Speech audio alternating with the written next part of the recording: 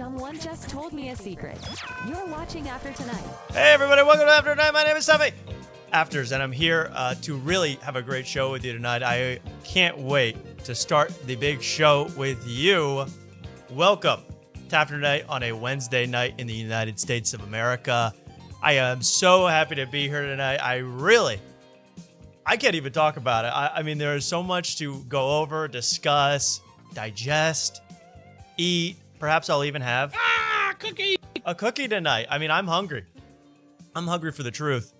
And it's going to be a big show because we have it all tonight. I mean, I have a list a mile long, reactions to what we've been up to, special guest appearances, celebrity endorsements. I mean, the list goes on and on and on tonight. I cannot wait to start. But I could not do it, and I will not do it without my co-host, the very wonderful Mark. Mark, how you doing? Mark Wellborn. Hey, Tom. How are you? Nice to hear from you, Mark. What's going on? I'm terrific. Just another day in paradise. You know what? Your mic does sound a little off. It sounds too high or something. It's a little too crisp for my liking. Turn that down a bit. Figure that out while we do this. I just don't want anything to go awry tonight. We got a special guest coming on later to talk to us about Austin and his time in Austin. We got celebrity endorsements to go over, Mark. What do you think now?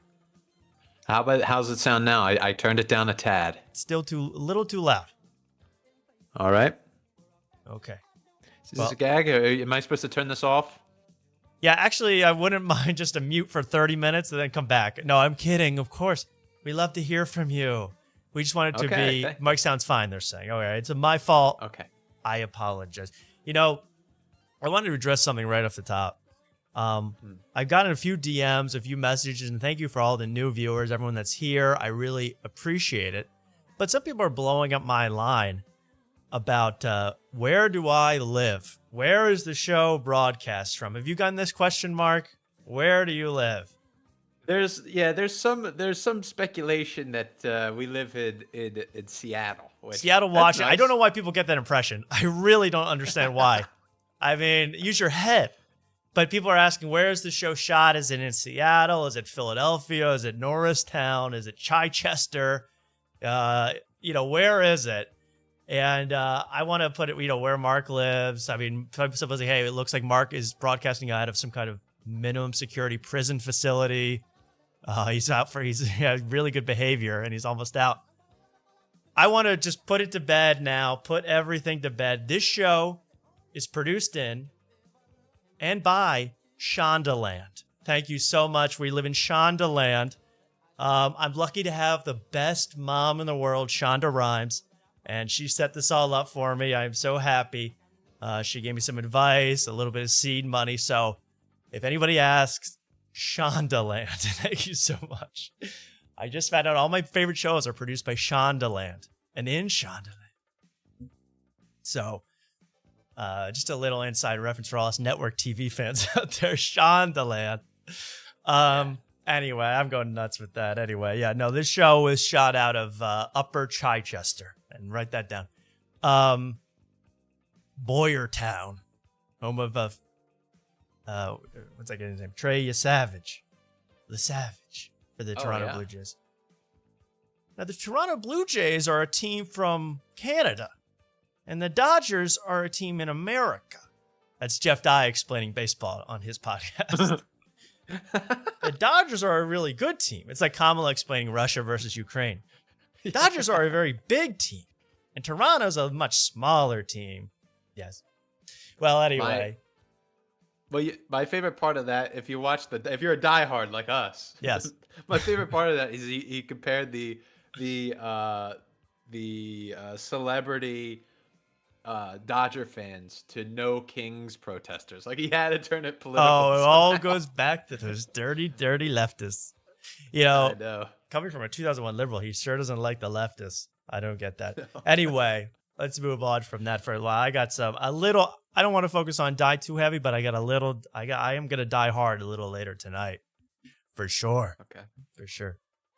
I saw one movie, like everyone's saying, you got to see Begonia, you got to see this movie, you got to see that movie.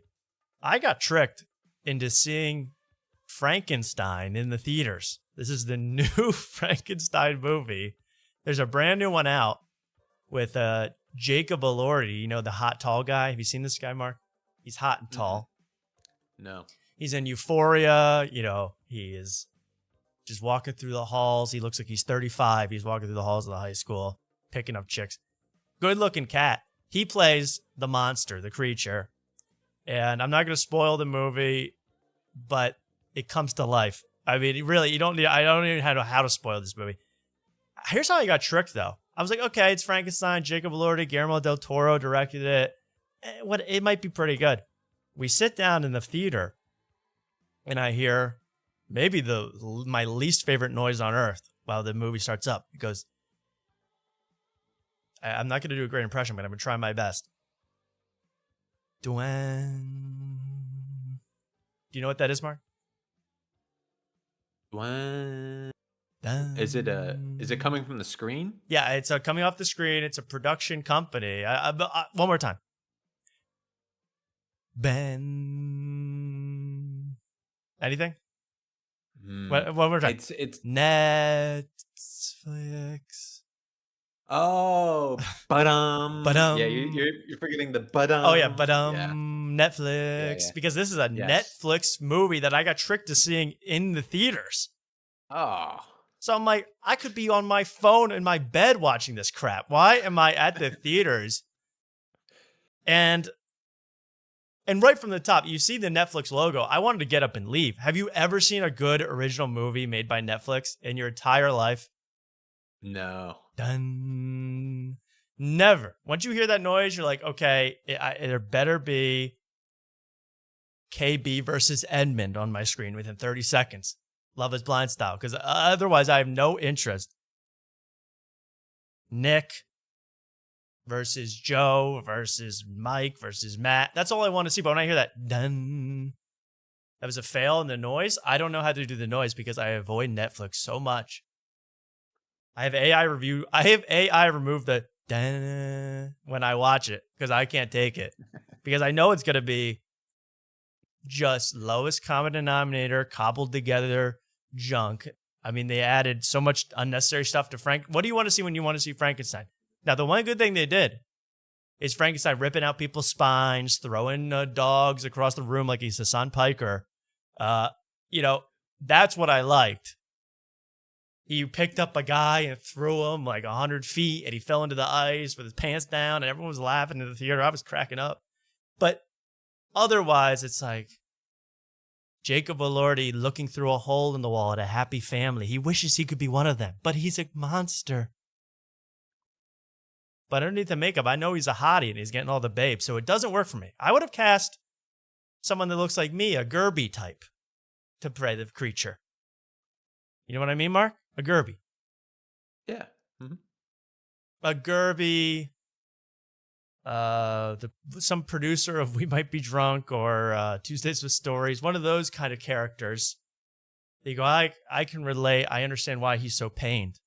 But this is just Jacob Elordi with like half a man's skin on his face. You're like, oh, he's still almost hot. He's still got long locks. And he reads Shakespeare. It's unbelievable, Mark. Anyway, I'll just say, have anyone ever got tricked to see a Netflix movie in the theater? I felt like I was tricked. And they even played the subtitles like you have to watch, like you're watching with your bored girlfriend. You know what I mean? Oh. It was just terrible. I saw that there was something coming out to like Netflix, or it was coming out to theaters and then Netflix, or maybe vice versa. And it was actually something I wanted to see, but now I'm blanking on what it actually was. Well, oh well. Yeah, I mean, we'll finish that amazing story later when he comes up with that. It's gonna be a winner. But I don't know, Mark. No, because I don't know. I don't even know what Netflix comes out with anymore. I was looking at Netflix originals today, and I'm like, I haven't heard of any of this crap. It's all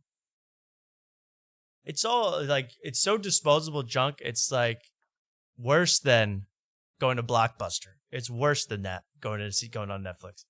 Anyway, Frankenstein was terrible. I want to give congratulations to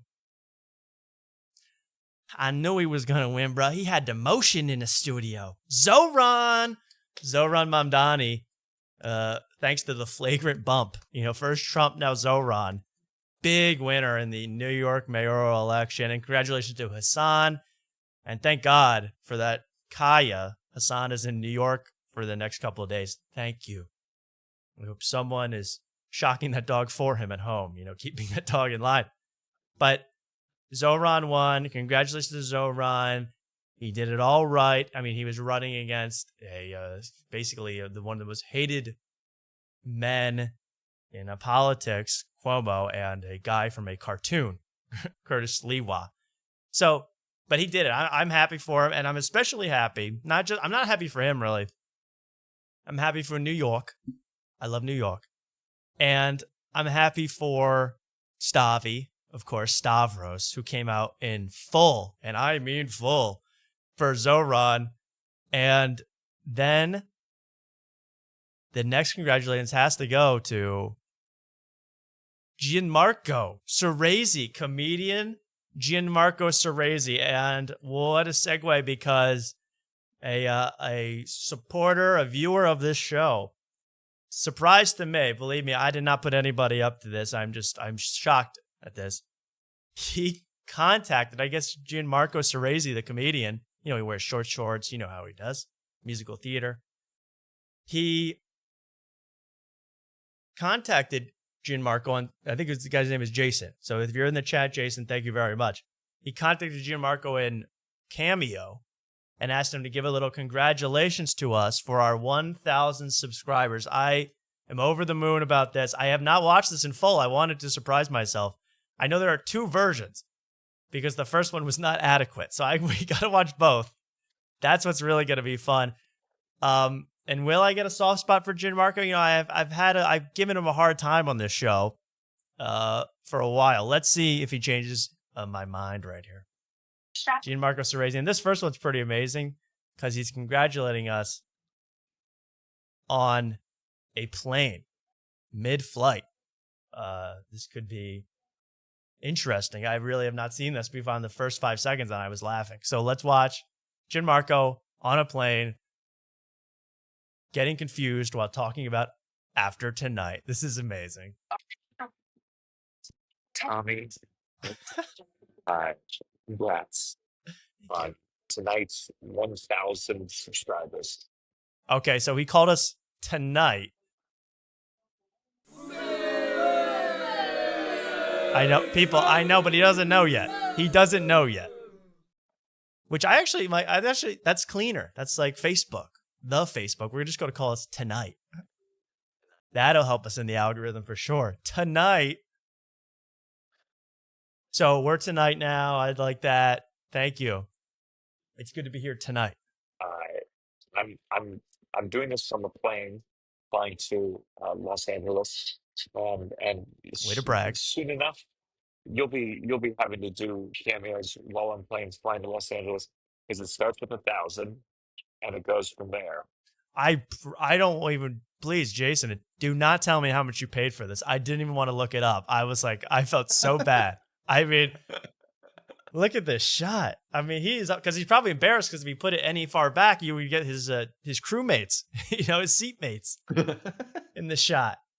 He did well to disguise their identity, but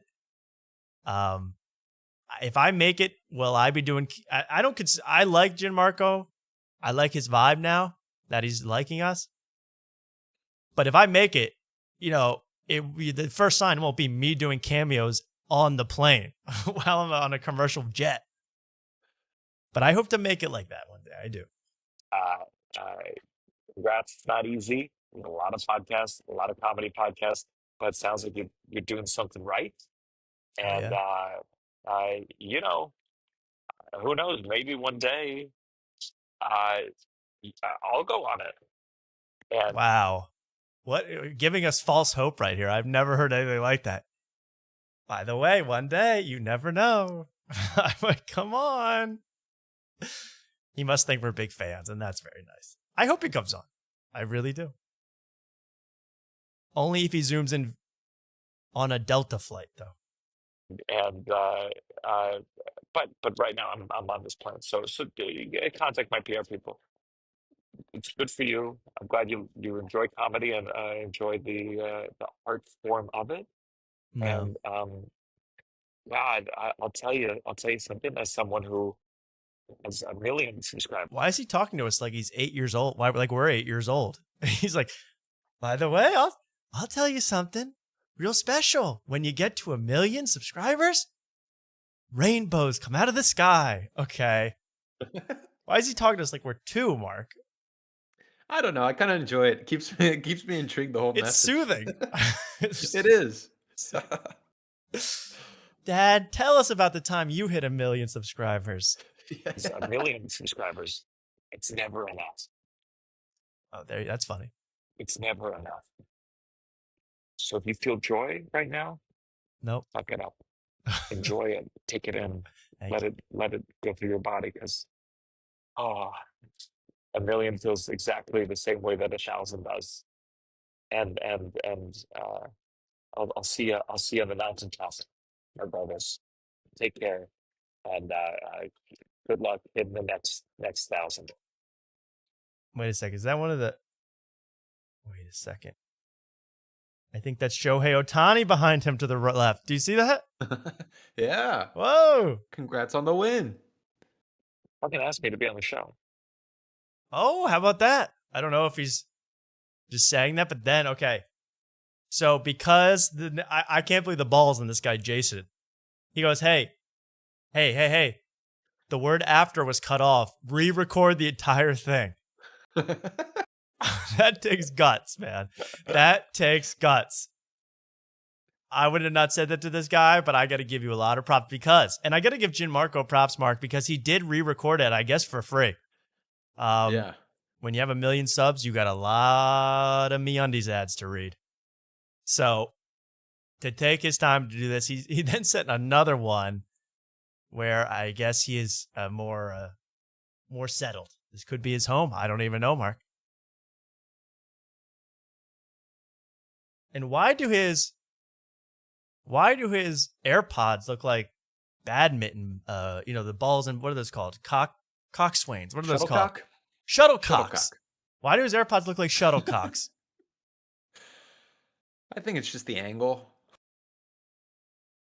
Well, watch this angle on the serve. I'm about to shuttlecock your ass. Tommy Oh! and Mark, congratulations Oh my God. on And this is where he obviously was pissed off having to re-record it. So he's being way too loud. he's enunciating way too much because this guy made him re-record it. Tommy. That's really funny. He's like, yeah, okay, I'll give you enunciation. You're going to hate this one. Tommy and Mark. Congratulations on 1,000 subs. That's in today's flooded podcast landscape. That's an accomplishment.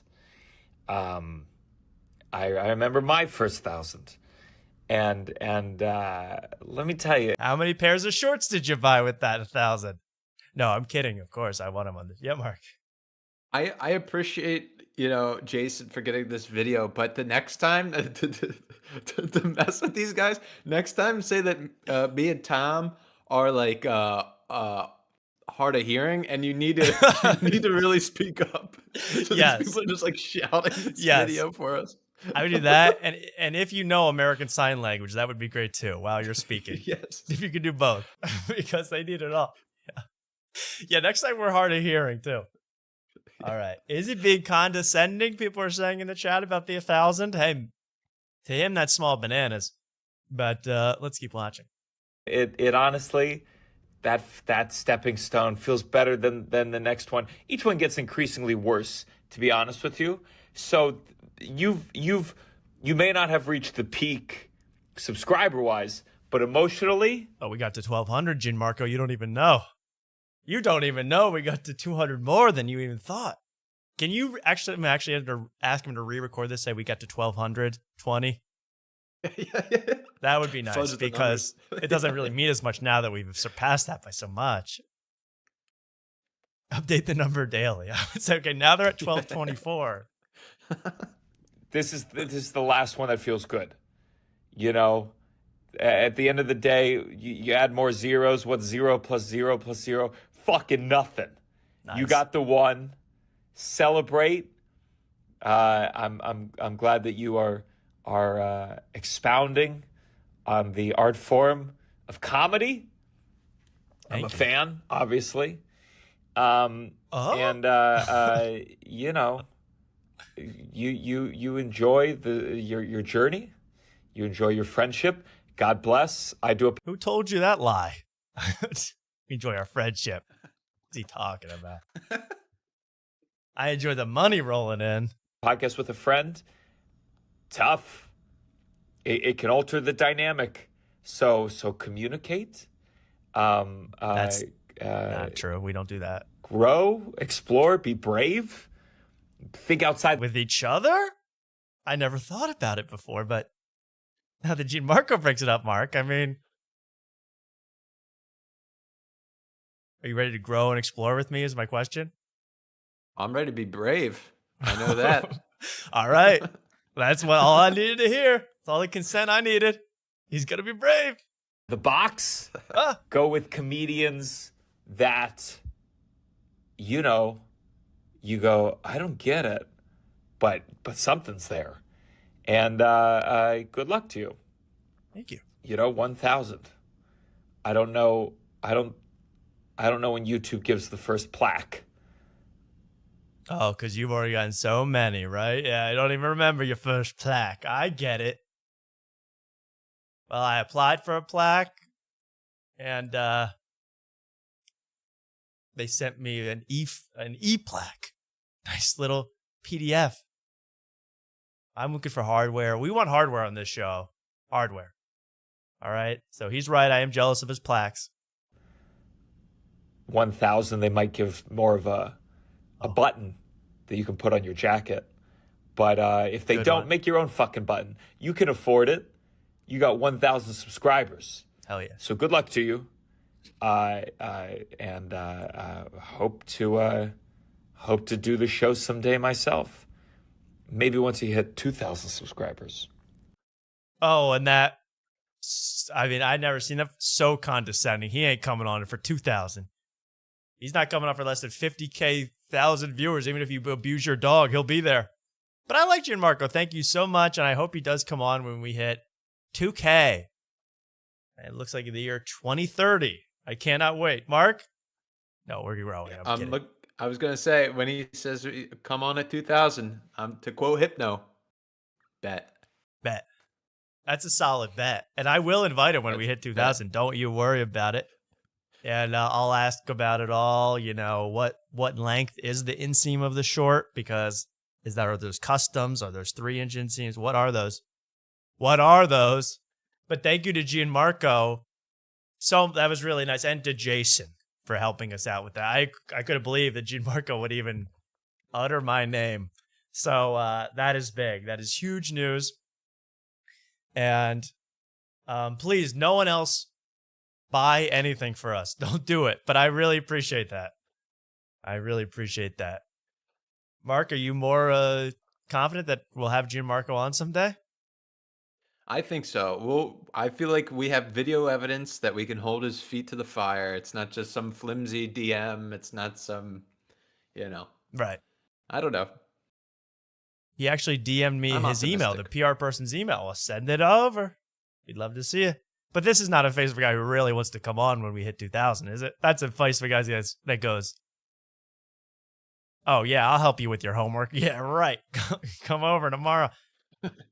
He's not even going to be there. I've seen that trick before. Come to the library at 5. He's not there. That's that face I'm looking at. So thank you anyway to Gianmarco. We hope to have you on quite soon. And hopefully in about 30 minutes we have our actual guest on. That's Roman. How do you say his last name? Schmitt? Yes, Schmitt. John Jacob Romanheimer Schmitt. And good guy. I met this guy. Mark's friends with him, but I met this guy when I visited Austin. He gave me all the details, all the dirt, everything I needed to know about Austin comedy. So I figure what a great guest to have on here. And I know he's got some beef, some stuff to discuss. So that's going to be a lot of fun coming up later in the show. Very exciting. Well, Mark, we might as well get to the content, right? What everyone likes, right? Enough of this self-congratulatory, ha, ha, ha, we made it, you guys suck stuff. Well, I thought we could drag it on for a couple more weeks. Why We not? could have, but I know the weekday comics are looking at this. They're pounding their fists. They're so upset. Seething. The Segul is coping and seething over this. I can just feel it. Ryan Foster even started to get nervous. So, we're here to stay, and I hope you join the long journey with us. And yeah, Gianmarco, if I had to put money on it right now, he will race after tonight's airwaves live sometime in the future. He will. Not necessarily because of this video, but I genuinely believe that that's me. They said I could never get Mark Pugh on, and I did it. Okay? They said I could never get Luke Kincaid on. I did it. So, climb that ladder, folks.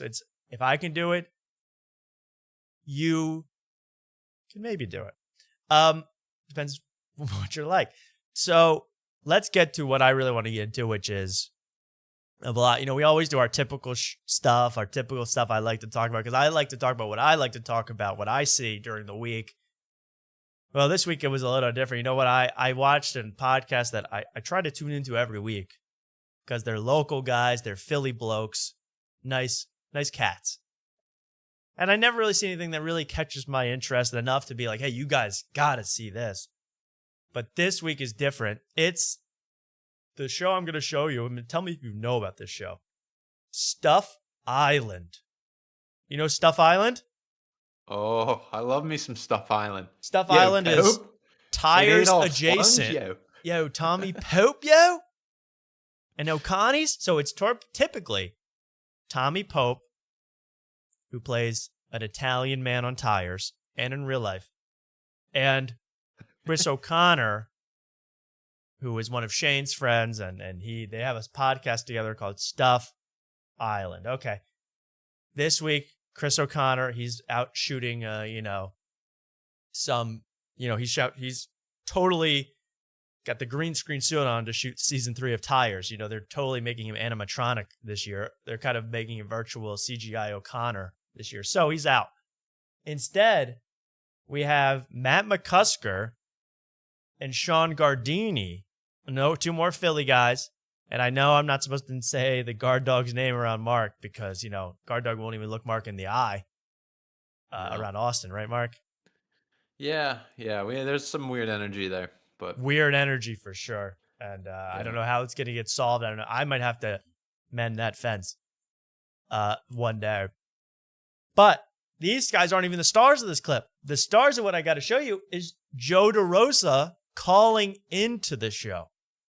Now, has anybody been watching Stuff Island, man? Because for the last 3 episodes, I'm not joking, and I watched probably the first 15 minutes, and then, I tune off for a very specific reason, because for the last 3 episodes, Tommy Pope, who's, 40-something years old, has been exclusively talking about his upcoming colonoscopy in great detail, Mark. I mean, so much detail. You wouldn't believe it. He's talking about the problems he has down there already, how they're going to have problems even putting the camera in the right areas. It would make you want to vomit. Okay, I've actually had to turn off from being too grossed out the last 3 episodes in a row. Now, have you ever had a colonoscopy, official or unofficial? neither. And it's funny. Colonoscopies came up on We Might Be Drunk this week, which I thought we'd start with that. But... Well, hold your horses, Mark. It's all going to be okay. We're going to get to that. And there's going to be plenty of colonoscopies to go around for everybody. Don't worry. Okay. That's kind of what I'm realizing. We're getting into the aging comedian podcaster realm where they're all getting health issues and problems and checkups. And it could be quite depressing if you look at it. I love it personally. And like I'm gonna tell you, they talk so much about this stuff. Like same with the We Might Be Drunk, and I have a book to recommend to every podcaster out there. A book that I think they all can handle that would teach them, maybe in different subject matter as possible. All right, I've been reading this book recently. I learned a lot. It can change your life. It's called Everybody Poops. Have you read this book? That's a great little tidbit for these podcasters. It's something that we all go through. We all know about it. There's no need to talk about your hemorrhoid donut and your, the pustules and, the blood seeping out. I think we all know that air. And it gets that dark on Stuff Island. Oh. He's like, it looks like I can't do Tommy. Do a little Tommy Pope for me, Mark. Oh, you put me on the spot with another. Oh, yeah, they say, people even said, perfect don't this one. make anyone do impressions ever. Don't ever ask. Okay, sorry. I got a I gotta hear a little Kool-Aid bowl. I got a Tommy Kool-Aid I got a Kool-Aid can coming out of my ass. That's what he's talking about. That's pretty good. That's not Yeah, bad. it was really not good at all, but hey, that's what they're talking about. And in this one, this is what's so fat. I would never make you guys listen to that sort of stuff. It really makes me sick. I don't like poop stuff. I don't even like saying the P-O-O-P word at all. But this is shocking, okay? Because Joe DeRosa, they called Joe DeRosa on the phone because Joe DeRosa just had a colonoscopy, okay? Apparently Joe Rogan's giving them out for free down there. So that's really nice. So they call Joe DeRosa, and it's quite interesting. And Joe DeRosa, normally every podcast he's on turns into a big therapy session. I don't know if you've noticed that. If you watch Joe DeRosa podcast like I do, Mark. No. He's talking to Shane within 30 seconds like, we got to work on our relationship, man. I need to get better. You need to get better. Let's just sit down and talk. It's like, okay, get back to hemorrhoids. It gets to that level of, I don't want to hear this. But they call to ask about his colonoscopy. I've never heard of a person doing this. And it actually made me almost ill just to even think about what he had to go through. Take a listen to this. Now, I hope everyone there knows what a colonoscopy is. Most of you probably had it. Y'all old. Yo. Y'all unk Yo, in the Tom. chat. Yo, Mark, what? Yo, Tom. Yo. You see what's in the background of this shot? Yo. Yo. Oh, Saquon, yo. Hurdles. Saquon hurdling, yo. Yo, the backwards hurdles over the Raiders, bro. Never a chance. I don't know who he hurled over. You know what really annoys me? The Gus the Groundhog commercial. This is a local reference. The local new Gus the Groundhog commercial for the Philadelphia Lottery, where he's at a tailgate. The little groundhog's at a tailgate. And he gets handed the ball. You got to look at this up on your own. Because it's not worth showing. He gets the ball and he starts running around the tailgate, making moves on everybody, juking people out. But at one point, he starts to do the Saquon backwards hurdle, the groundhog, over that's what the problem is. He's not jumping over anything. He just does it for no reason, and then it cuts to him standing perfectly still. So why are you showboating like that, Gus? Someone's got to explain that to me. You. He's showboating. I thought you weren't going to say his name. I thought you were going to disrespect Gus the second. Gus most the famous groundhog. groundhog in Pennsylvania. Yeah, he does a backwards hurdle. He steals all the elderly's money, and that's the end of the ad. But what a showboater! Yeah, keep on scratching. Scratch this. All right, let's watch the Joe DeRosa phone call.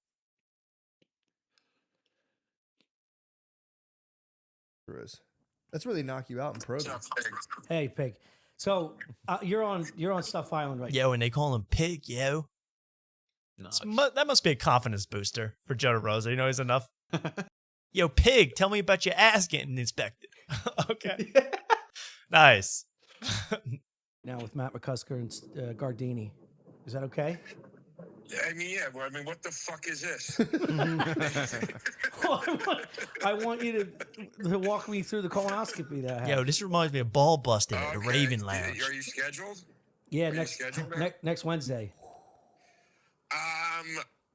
Dude, from start to finish, I hated every second of it. I know you're excited about it, but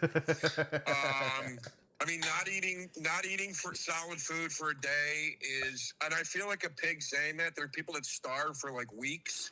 Okay, so Joe DeRosa, worst part is that he couldn't eat a hoagie for a day. I mean, I get that. He's a sandwich man. But if you don't know about colonoscopies, almost every colonoscopy I've ever seen, I've had to pick people up from getting a colonoscopy. They get put they get put under heavy medication so that you don't have to feel them rooting around down there, right? I mean, it only makes sense to me. All right, this is not a gentle Q-tip cleaning of your ear. This is into the void. Okay, so you want to be knocked out, and then people come out. The best part is you come out, you're all pilled out, you're all loopy, like getting your wisdom teeth out. That's the best part. Being high, not feeling any pain. You got a clean bill of health. Go home. Listen to what happened to Joe DeRosa. I'm shocked. And because I couldn't eat a fucking sandwich for 13 hours, I was like, I'm gonna die. So I feel like an animal even admitting that, but it's true. Like, not eating sucked. You described I mean, Pope looks like he's in tears right now. Oh, he's very nervous. That's what I mean. He's been talking about this for 3 straight episodes. I think he's extremely nervous about this procedure because you should hear about what he's going on down there. All right. Oh. This is an unusual case. All right, this is going to be in Medical Mysteries in about a year. There's going to be an AI voiceover explaining what happened at Tommy Pope's rear end in about a year. The doctors couldn't believe what they found.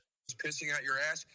But, brother, that doesn't even scratch the surface. I mean, I documented it. I videotaped the whole thing. What do you? Not in the bathroom. What do you mean? Wait a second. For what, a vlog? Two-angle colonoscopy. For a vlog? So is this up yet on Joe DeRosa's YouTube? He vlogged his colonoscopy. All right? Just when you thought that content could not get worse on the internet, you get an aging comedian talking about the time they explored his anus. All right. I've seen it all now. Is that up yet? And can we hype that video up? Can we put some hype points on that? I need to see that. But that's not the point. That's not the point of this. The point is not in vlogging, which I find outrageous. But let's see. Yeah, I'm gonna put it on my YouTube. I need content. No, but fucking, dude, I took this shit. It's not that bad. It doesn't taste that bad. It tastes like kind of tastes like Pedialyte. It's So like you very take some sugary thing to and like a little clean out your salty. tract. It looks worse than it tastes, but I drank it, and dude, within an hour, it hit my guts. I sat on the toilet. I am talking like. Okay, this is not even the point. This is just gross, right? The point is the actual procedure. I'm so sorry. This is what I mean. The last 3 episodes of the show have been this for 20 to 30 minutes. It was crazy. It was crazy. Any solids? Oh my God. Oh. It's disgusting. Dude, it's like it like literally takes whatever's in you and just fucking turns it into liquid. And you dump out and you do Now I can't wait to hear about all this in video form on the vlog. This will be great. 3 a.m. And I was like, well, audio of this? Yeah. I know, I want to do it once a month and sit down. Okay, wait. It's out looking, like chocolate. Oh my God. It's just sip the random. She's like, what color? Okay, what you can just imagine. You fill in the blanks. That's not the point of this. The point is to get to the heart of the matter. Tell that I was like a little thrown off by the question, and then she goes, "Could you see a quarter if you put a quarter in it?" And I was like, "Yeah, yeah, you could see through it." Like a Japanese pond? Okay, wait. And she Listen I to this. stayed awake, by the way. I didn't go under. I didn't do the propanol. I stayed awake for it. Yeah. Oh, for the Don't scope? do that. Go under. Do not. Joe DeRosa willfully, for no medical reason, kept himself awake for his colonoscopy. Mark, wait till you hear him describe that he could feel it all as they went through his body.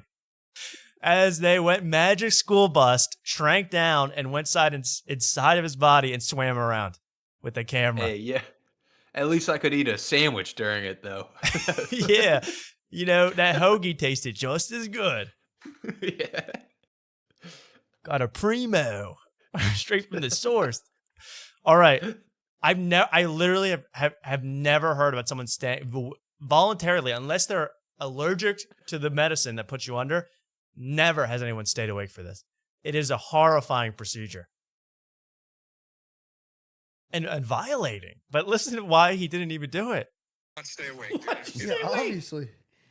Because I didn't want to ask somebody to pick me up at 9:30 in the morning, and I also was. I would have picked you up. That's insane. Hey, what? He didn't. Mark, you could have picked this guy up. What the hell? You can't Uber? Like, everybody can Uber. I Yeah. mean, what the hell? You could schedule an Uber. Say, hey, I'm going to be loopy, but drop me off at my house. Instead, he willfully stayed awake through this whole thing. I was absolutely shocked and appalled. You don't even fucking respond to my texts half the time. You don't even pick me up. Yes. Did your ass hurt afterwards? That's what I want to know. Did your ass hurt? Matt's asking if your What's ass that? hurt. Matt's asking if your ass hurt afterwards. Sorry about this. No, dude. Actually, Sweet. that- Felt good. And I won't. I don't even want to play the rest of it. But the line that I cannot get out of my head is the doctor, he's doing the procedure, right? I don't even want to play this. He's doing the procedure and the doctor goes, okay, hold on now. We're hitting a corner. Just hit me over the head with a mallet. I mean, knock me out if you're hitting corners. If you're drifting around turns up there, down there. They're hitting corners. That's what the waitresses say in Joe DeRosa's sub shop. Corner. Hey, corner, look out. Yes, Corner. chef. We're hitting a corner, chef. parts. My ass hurt from the amount of dumping. Oh, my God. This is really what you have to do with these. You have to look forward to with these aging podcasters in the future. It's going to be all this. Hernias and colonoscopies and hemorrhoids and it. And Mark, you should have picked them up if you had known it. Would you have picked? You would have been a good Samaritan. Yeah, I would have picked him up if he needed. Yeah. I would Gone have. right I would say fellow you guys comedian. go right to Terry Black's. right to Terry Black. No, Go for sandwich some shops. Good old there's not enough good ones out here. They don't know how to Yeah. do the bread right, dog. So anyway, I just wanted to show you how disgusting these podcasts are, and that we're gonna stay away from that for the rest of the night. Okay? Hopefully our guest has not just been violated in any way. So we don't have to talk about that. But it's kind of interesting because all these guys, maybe besides Gardini that you just saw, are featured in the show Tires. Right? Yeah. Pretty cool. And I am lucky enough. I don't ask me how I got my hands on this one, Mark. I am lucky enough to, maybe it's because I have some connections because I live in Shondaland. But I got some connects at Netflix, and they actually sent over to me the storyboards, the upcoming the way they're going to actually develop Tires for the next few seasons. Tires. So, of course, if you're a frequent watcher of the show, you'll remember. Can we get to it, though? Can we get to it properly? Well, of course, we had season 3. Oh, my God. Tires on Ice. Remember that, Mark? Yeah. Tires on Ice. That was good. I should have had that one up first, right? Well, that was Tires season 3. Now we have Tires, but here you go for the rest of the show. You're going to really enjoy this. Can I get to this real quick? Oh, no. Oh, no. He's losing his mind. There we go. Mark, stall. Stall, Mark. Uh, Are you excited for the next season of Tires? yeah, of course. I don't have Netflix, but yeah, looking forward to it. So you haven't seen any of it? I've seen some of it. I saw like maybe 8 episodes of the last one, or the last season, if it's 2. Season, then, well, that was Tires 2. That was Tires 2. And now they're doing Tires 3 is confirmed. And we had this. So finally, I have it here. We have. Okay. Oh, and it was right there the whole damn time, too. It was Tires in the Sky, Mark. And I'm so sorry to delay the show like this. Tires in the Sky, of course. That's where they're going to be, in the sky. But I have a whole nother. That's Tires 3.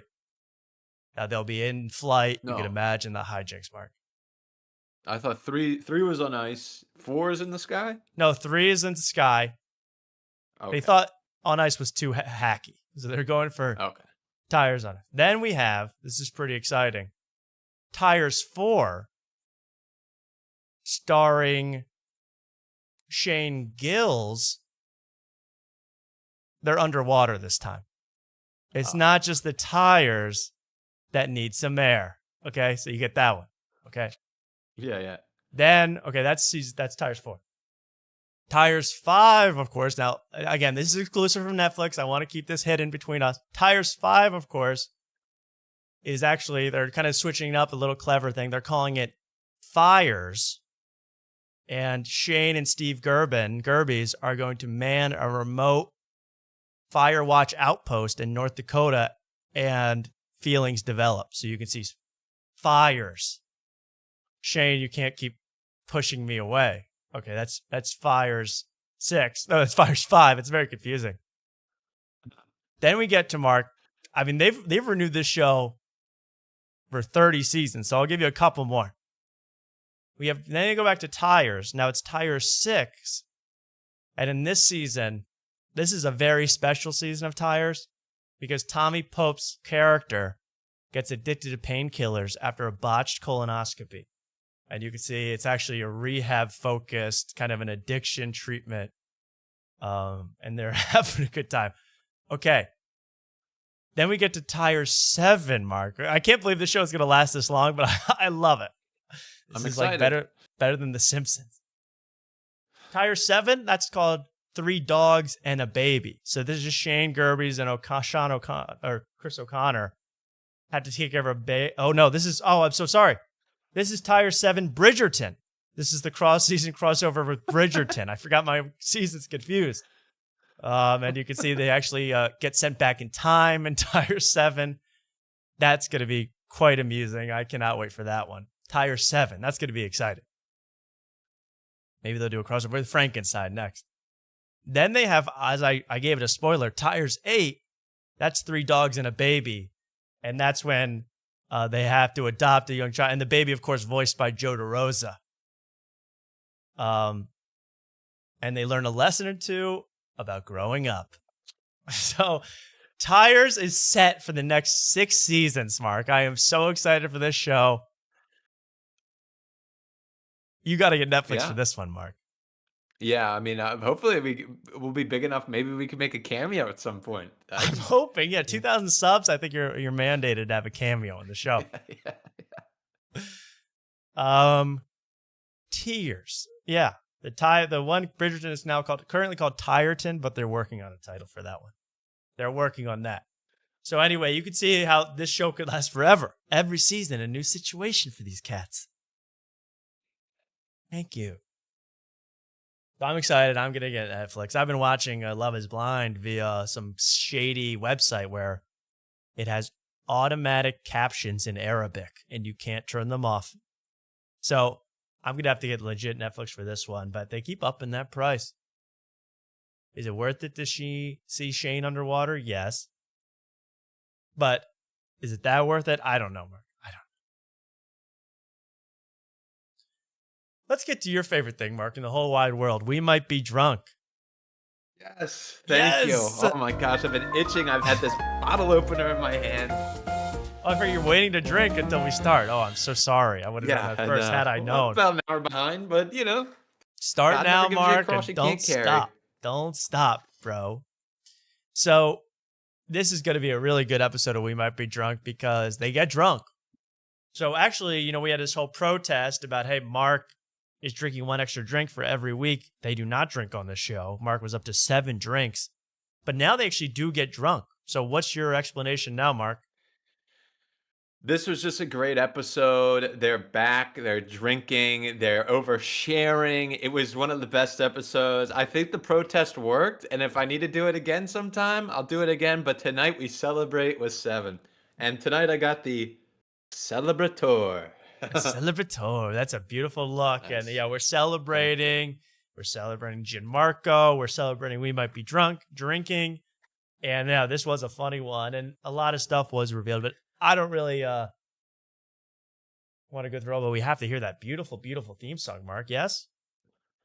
Our guest has been waiting, but if you play the theme song, I'll drink and then we can get back to this eventually. Oh, okay. Well, we'll bring in our guest real quick and then but everyone wants to hear this. Go ahead, Mark. Drink it up.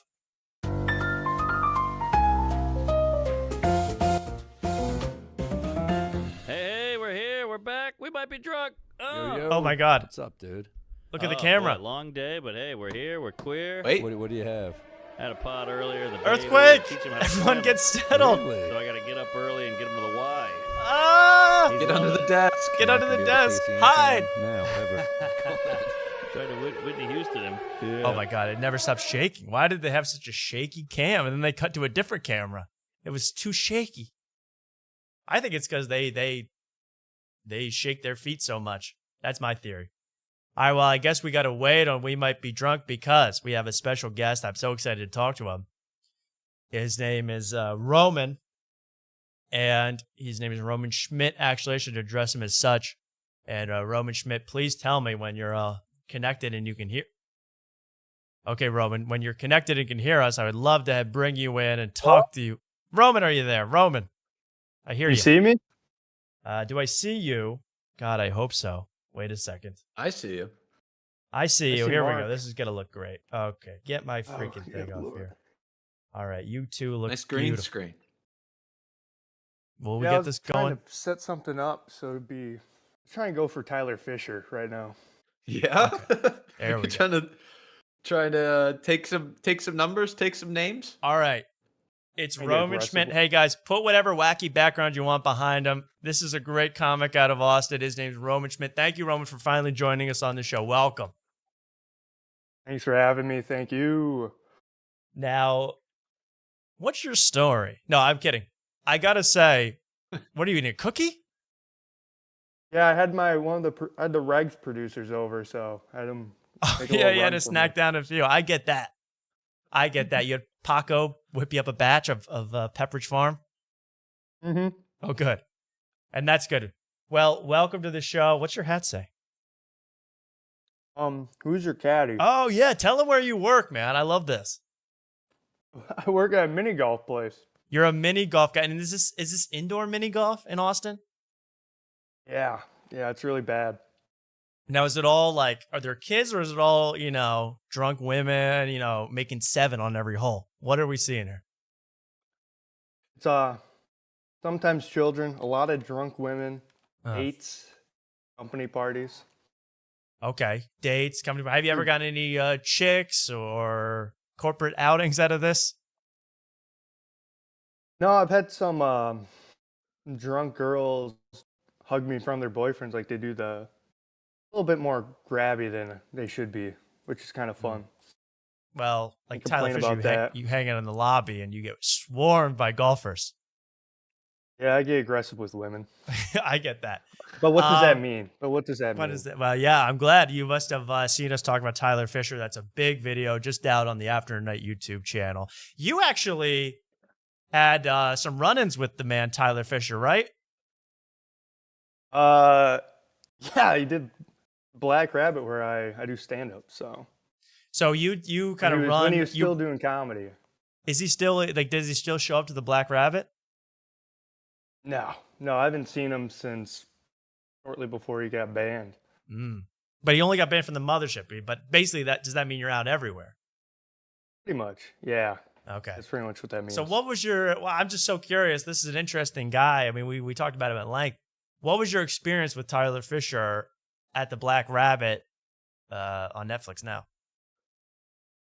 I mean, he was crushing. He was walking through the crowd just murdering. But there's this like tight hallway and he's sitting there and he does say hi to literally everyone, like kind of just like forces them to say hi to him. You're like, all right, well. And did you see him? Cool, like is it all women or is it everybody? Literally everybody. It's most people, but okay. The vibe is just like aggressive. I guess aggressive. The vibe was off. So what would he do? Like, let's say you're Tyler Fisher. I'm walking down the hall. Oh, that was great. Roman killed tonight. We had a great time. We're ready to leave. La-di-da-di-da. Oh, thank you so much. Oh, thank you. Oh, man, Instagram. And he just is like, just yams it up so much. Right. Just, And is he getting like, emails, phone numbers, all that? He's got his phone out. I don't know. I was doing trash. I was throwing trash away. It was just like a quick little, okay. And then you just keep moving. He was there for maybe like a couple shows. Wait, you run the show, but you take out the trash? You're a good Samaritan. A great Samaritan. No, I just check tickets at the door. Oh, okay. These tickets go right in the That's how I trash get my after the spot. show. Well, that's nutty, man. Well, I just wanted to know if you. So that's just your experience. He's talking to every single person, and that's what. I mean, that mothership. When I saw the kind of the walkthrough, when I looked at it, it's not like. I was kind of imagining it like a ball, like a theater lobby, like a giant Regal Cinema lobby, but it's quite tight. So if he's approaching everybody, that's probably a pain in the ass for everybody. Yeah. Yeah, it's just a huge annoyance. But it's like how he made a career. I don't know.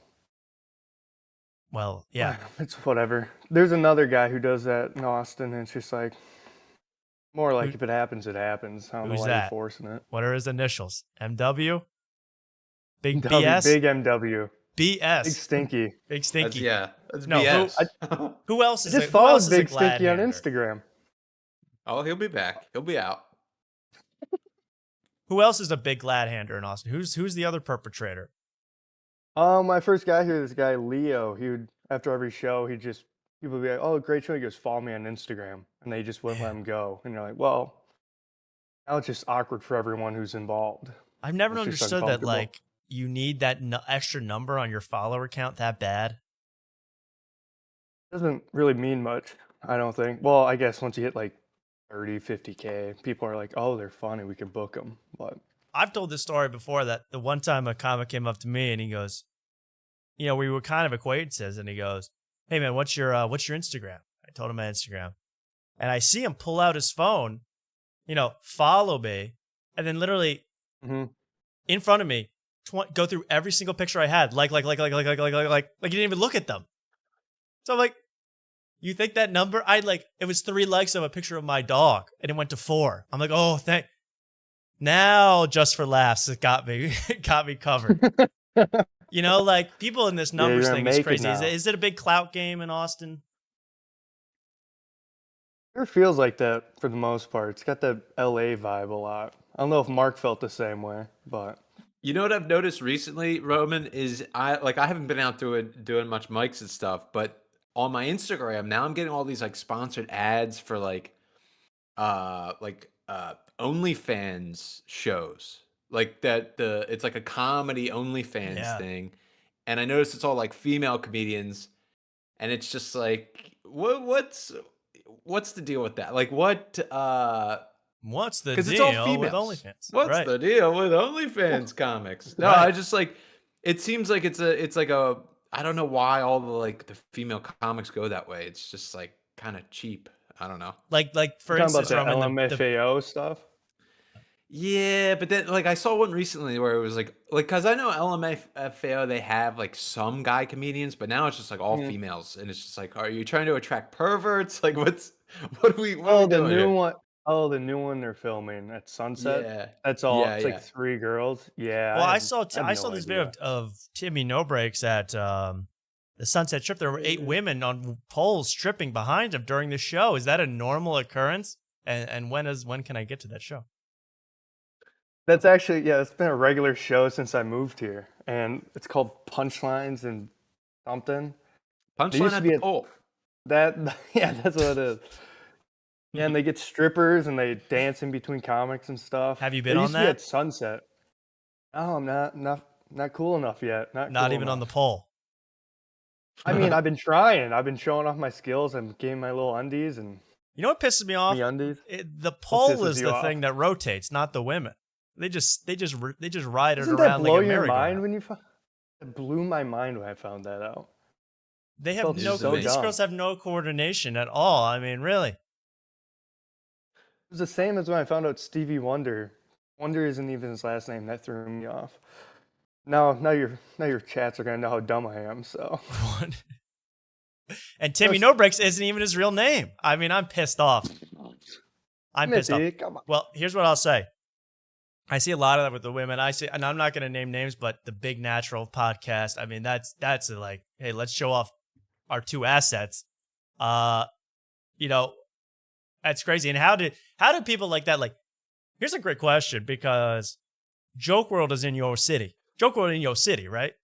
JokeWRLD around. JokeWRLD around JakeWRLD, and he does this little podcast guest roundup. He's promoting shows like the Big Natural podcast. He goes, the Big Natural podcast had Michael Ridley on this week. I go 3 weeks later, 120 views on YouTube. Now, how did they get JokeWRLD's attention? How did that happen? You must know. You're in the scene. Honestly, I don't know. I haven't watched JokeWRLD in a minute, and I watched his video the other day. He used to do like 3 podcasts as like a update, and he just did like 100 of them. And like a bunch of them, like I can't believe you're giving this guy a shout out right now. I know. Yeah, it literally goes on for 4 minutes. It's so long. It's so long, and it's outdated. It's actually the last week. You know, I don't get my up to date Radio Ridley radio news. I can't function. So I need to figure out what's going on in JakeWRLD zone. But, yeah. Well. Go ahead, Roman. I'm just saying, Kate Calabrese, the one who hosts that podcast, she is extremely attractive to the point where he has a boyfriend and people still hit on her right in front of her. Like, it's crazy. Yeah, here's a good question because I follow Big Naturals everywhere I go, including on Instagram. And she's doing this show. I keep seeing the show, Banana Phone. Now, this is where I don't know what's the specific show, or that's the title of the club. But yeah, you do a set, and as you're doing it afterwards, there's a panel that roasts you, and the crowd roasts you. Yeah, now, so it's just a heckle mic. It's a heckle mic. It literally looked like hell on earth. Have you done it? What's it like? I've done it twice, and it's been both very sad. Like, the host will be like, sorry, we didn't do better. Oh, God.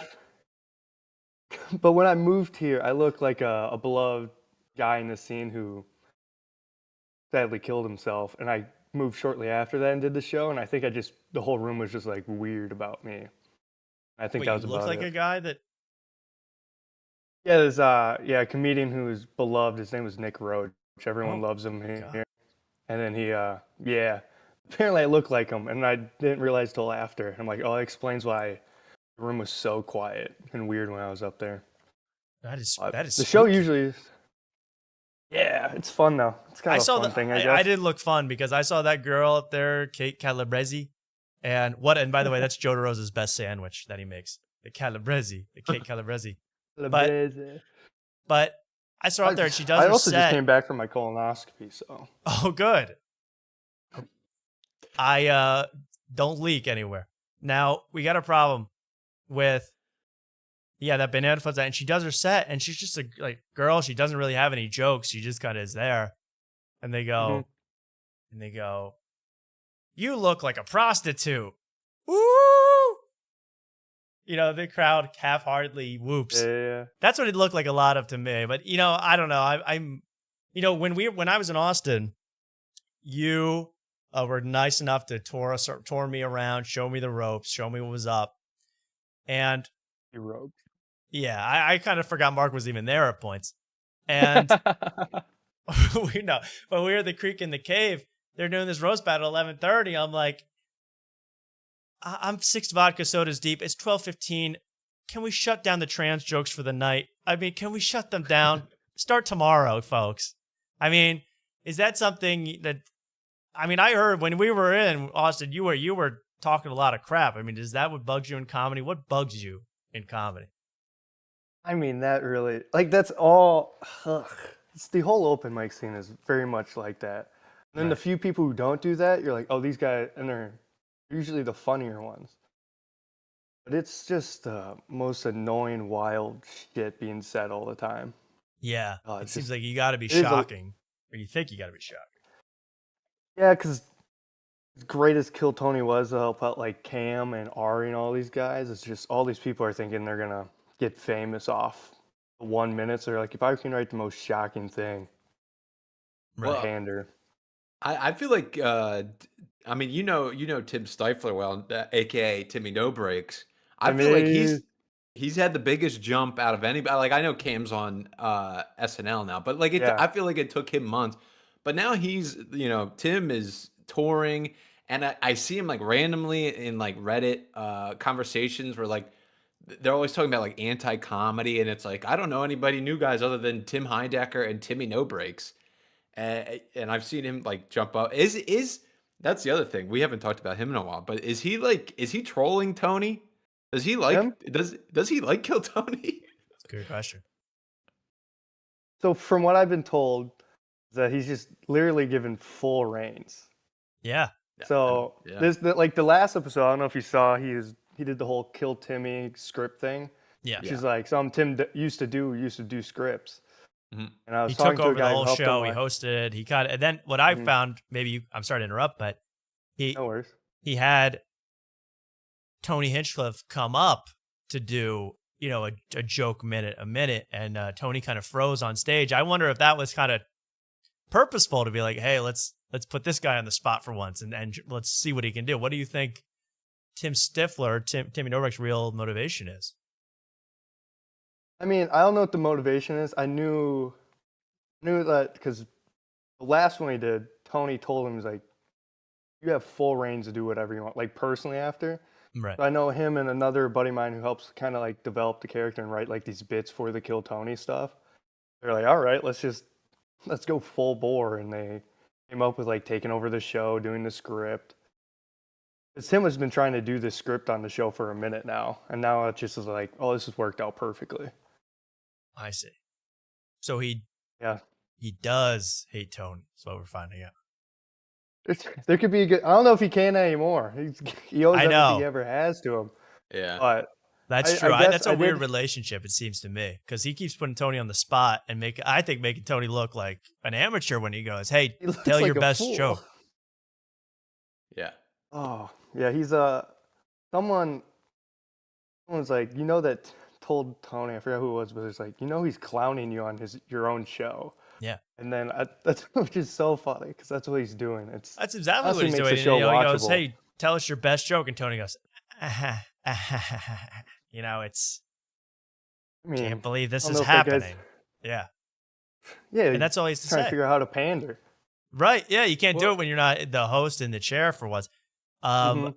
Well, anyway, here's the one question about Timmy Novak, since you were close friends with him. Is he? I keep hearing, he's trying to get out of the character. The character is keeping him down. I think personally, he's in danger of being stuck. Not in danger, he's making money, but in danger of being stuck with this character the rest of his career, being Timmy No Breaks the rest of his life. Would he hate that? Is that something you wouldn't like? Yeah, it is like a fear of his. Because he does, if you go watch like an hour of him, he does like the Timmy No Breaks, and he does, all right, who wants to see my generic white guy? And then he does like all these other bits that he does that's not Timmy No Breaks. Yeah. He used to do like a 10-minute bit as this like Hector Avocado character, which he's like, yeah, this Mexican guy went up in front of me and did, first time ever doing stand-up, he does 10 minutes, it's very funny. Okay. And then But he do the ends this whole crowds thing like that, or the crowds like, give us no breaks, bro? Call someone bitch. I don't know. I hear that his headlining shows, the crowds are down for whatever. Okay. And when he was trying out that Hector Avocado around here, people were really confused on what he was doing, which is almost funnier. That is, but but Andrew Dice Clay, same thing. He used to do a bunch of characters, including the Dice Man, and then he got stuck doing Dice Man. He's still doing it today. So I just say, Tim, get ready, bro. You're going to be wearing a leather jacket for a long time. I mean, if he makes good money, I guess. That's good money. Someone asked in the chat, Roman, have you ever heard Uncle Laser's real voice? That's his voice. Like that's all I've ever heard. I've been in like green rooms with him and stuff. That's how he talks. Yeah, I mean, he's in green room hangs. Might be one of the funniest people to be around, though. He's just saying just wild stories the whole time. I've been defending Ukulele because I see him on the Lodge, sponsored by the Flop, and he is so likable on that show. And then he goes in Kildone. He's like, I had to get raped on one movie set. It's but then he goes on, and it turns the whole audience off. But he goes on this, and everyone's buddies with him. So what I'm saying is, can you get me in a poker game? Put you in a poker game. I mean, I'm starting to have like closer friends are doing the poker game, so I could probably somehow link you up. All right. With the Nadav, possibly. I call. Wow. All right. I call. It's definitely a friend of a friend type of situation, but oh well. You know Nadav? I can get friendly.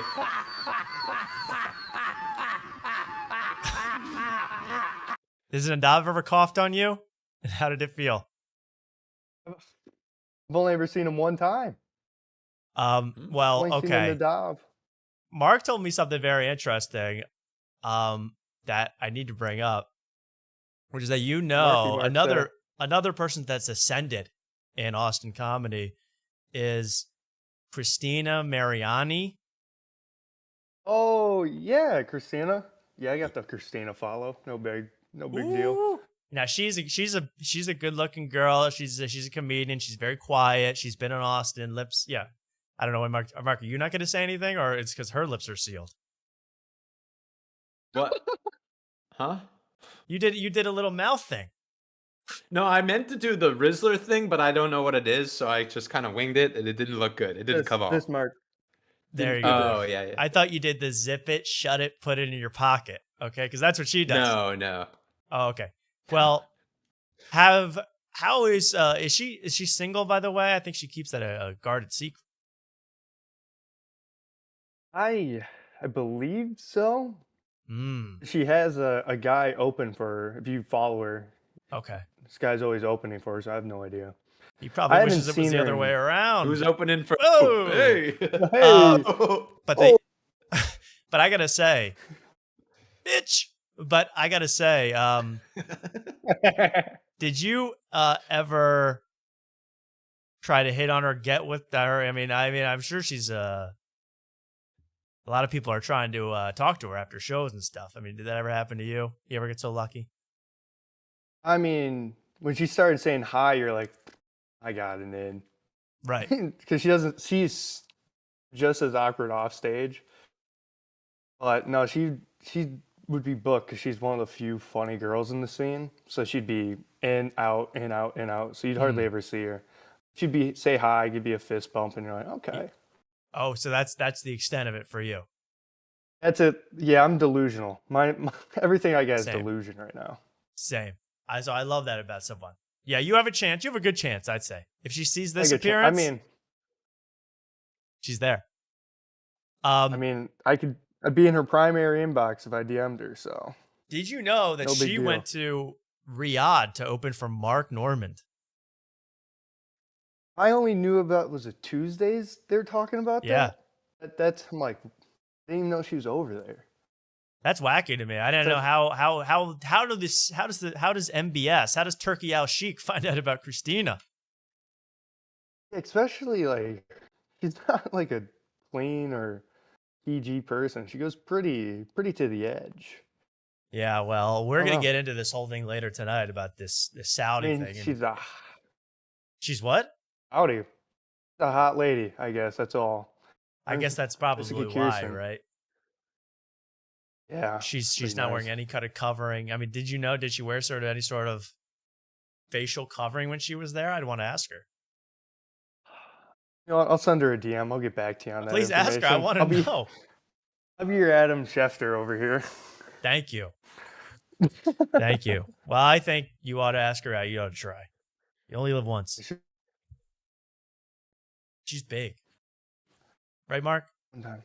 She's big. Yeah, she's big. I mean, she's huge here. She's one of the bigger ones, and now she's like blown up. She's on everybody's podcast. So. Yeah. I remember when she first started blowing up because she do Black Rabbit every show, And just like every hour you'd look and be like in our 20K followers, and you're like, Jesus Christ. She's a Sounds big so deal. nice to I'm have. excited. I'm excited for her. Did you watch Fiona Cawley on? Well, I guess she's not even an Austin girl, right? She's from Nashville. Yeah, but She's she's on got We that Might Be Kill Drunk. Tony. Yeah. Yeah. No, I did not watch it. I've been putting it off.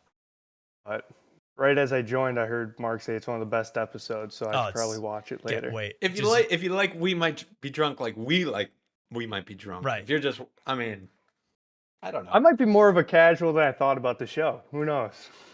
Well, we can't wait. We're gonna really cover it in detail. I'm telling you.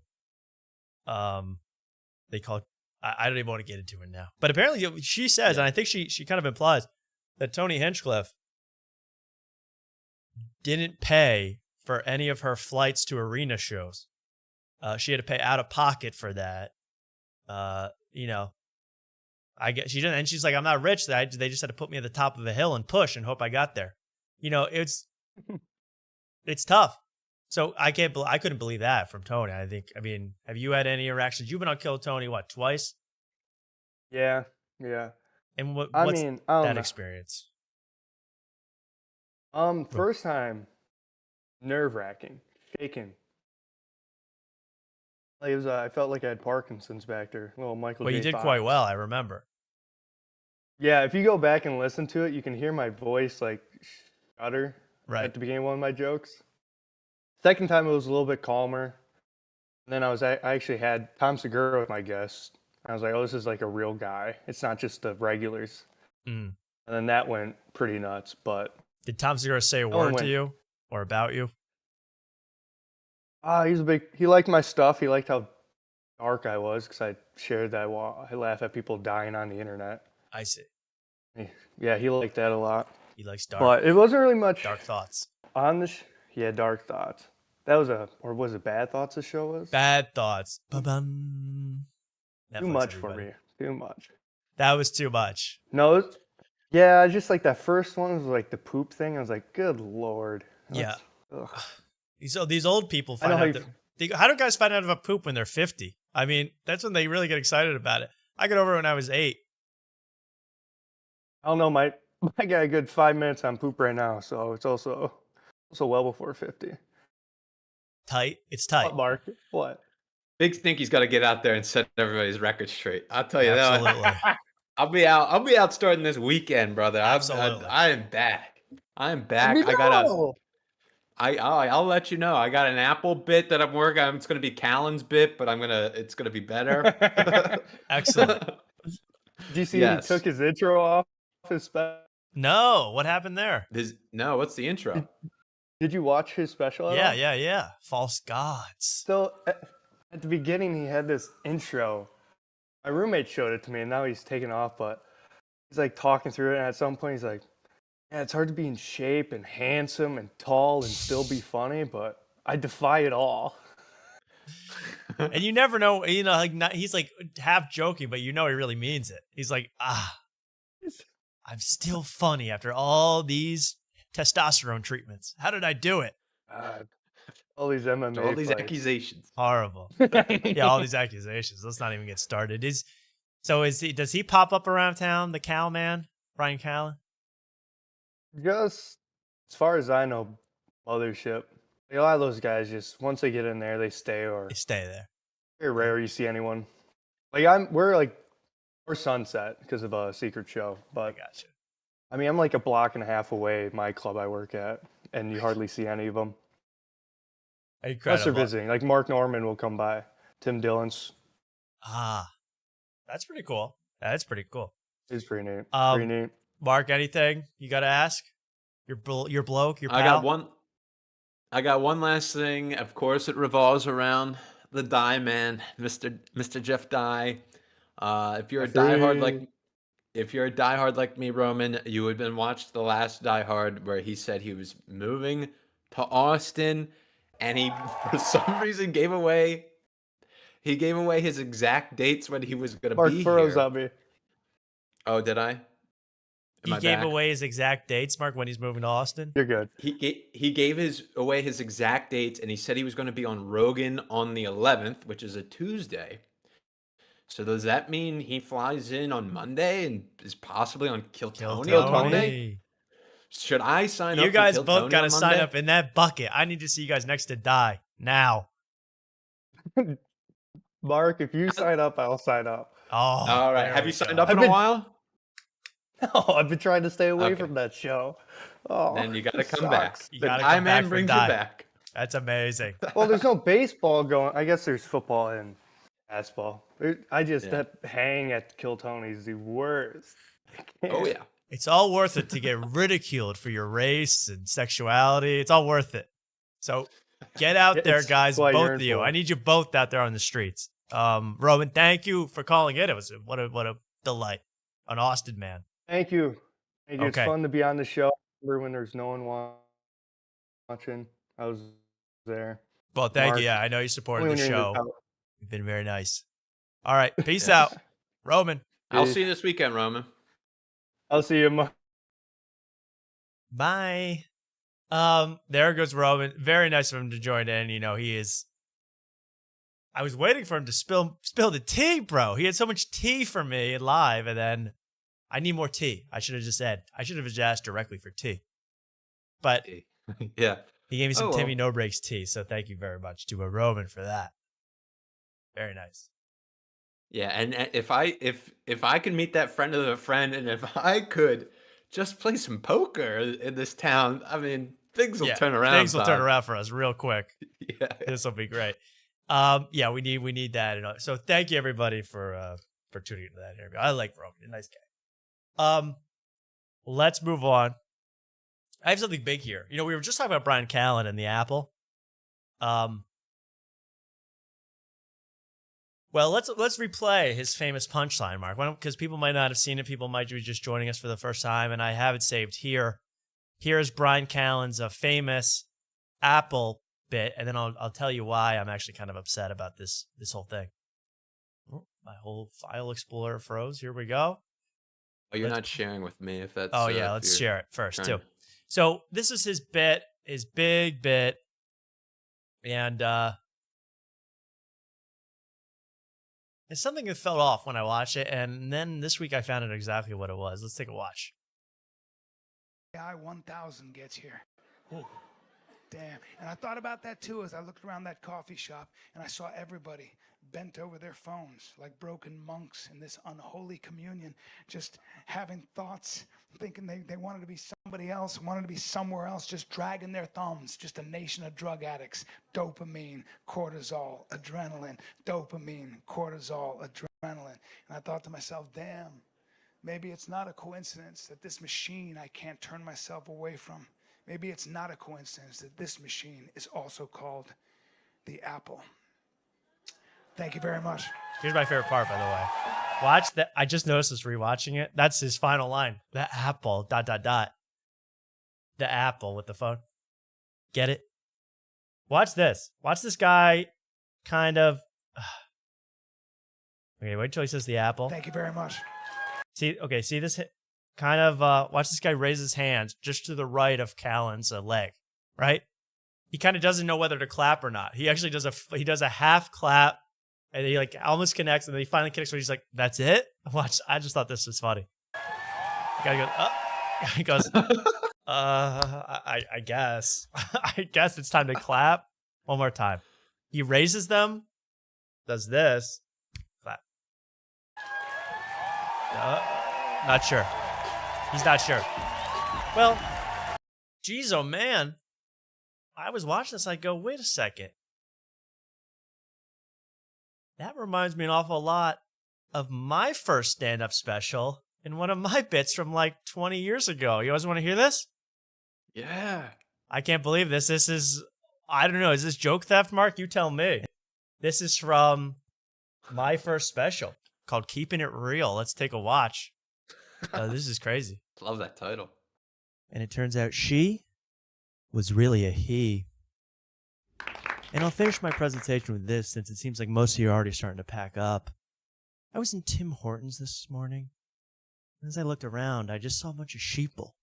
Just staring at their phones. Just looking for something that's not even there. Endlessly scrolling. Flappy Bird and Fruit Ninja. looking for that next shot of dopamine. And I thought to myself, damn, maybe it's not a coincidence that this machine, this infernal machine that I can't take my eyes off of, is called the kumquat. I mean, the apple. Shit, it's the apple. It's called the apple. Can we reshoot that? No? Rogan wants us out of here? Okay, the apple. Thank you, Austin. Thank you so much. Hey, I'll be in the lobby getting phone numbers after this. Come see me. Am I crazy? Am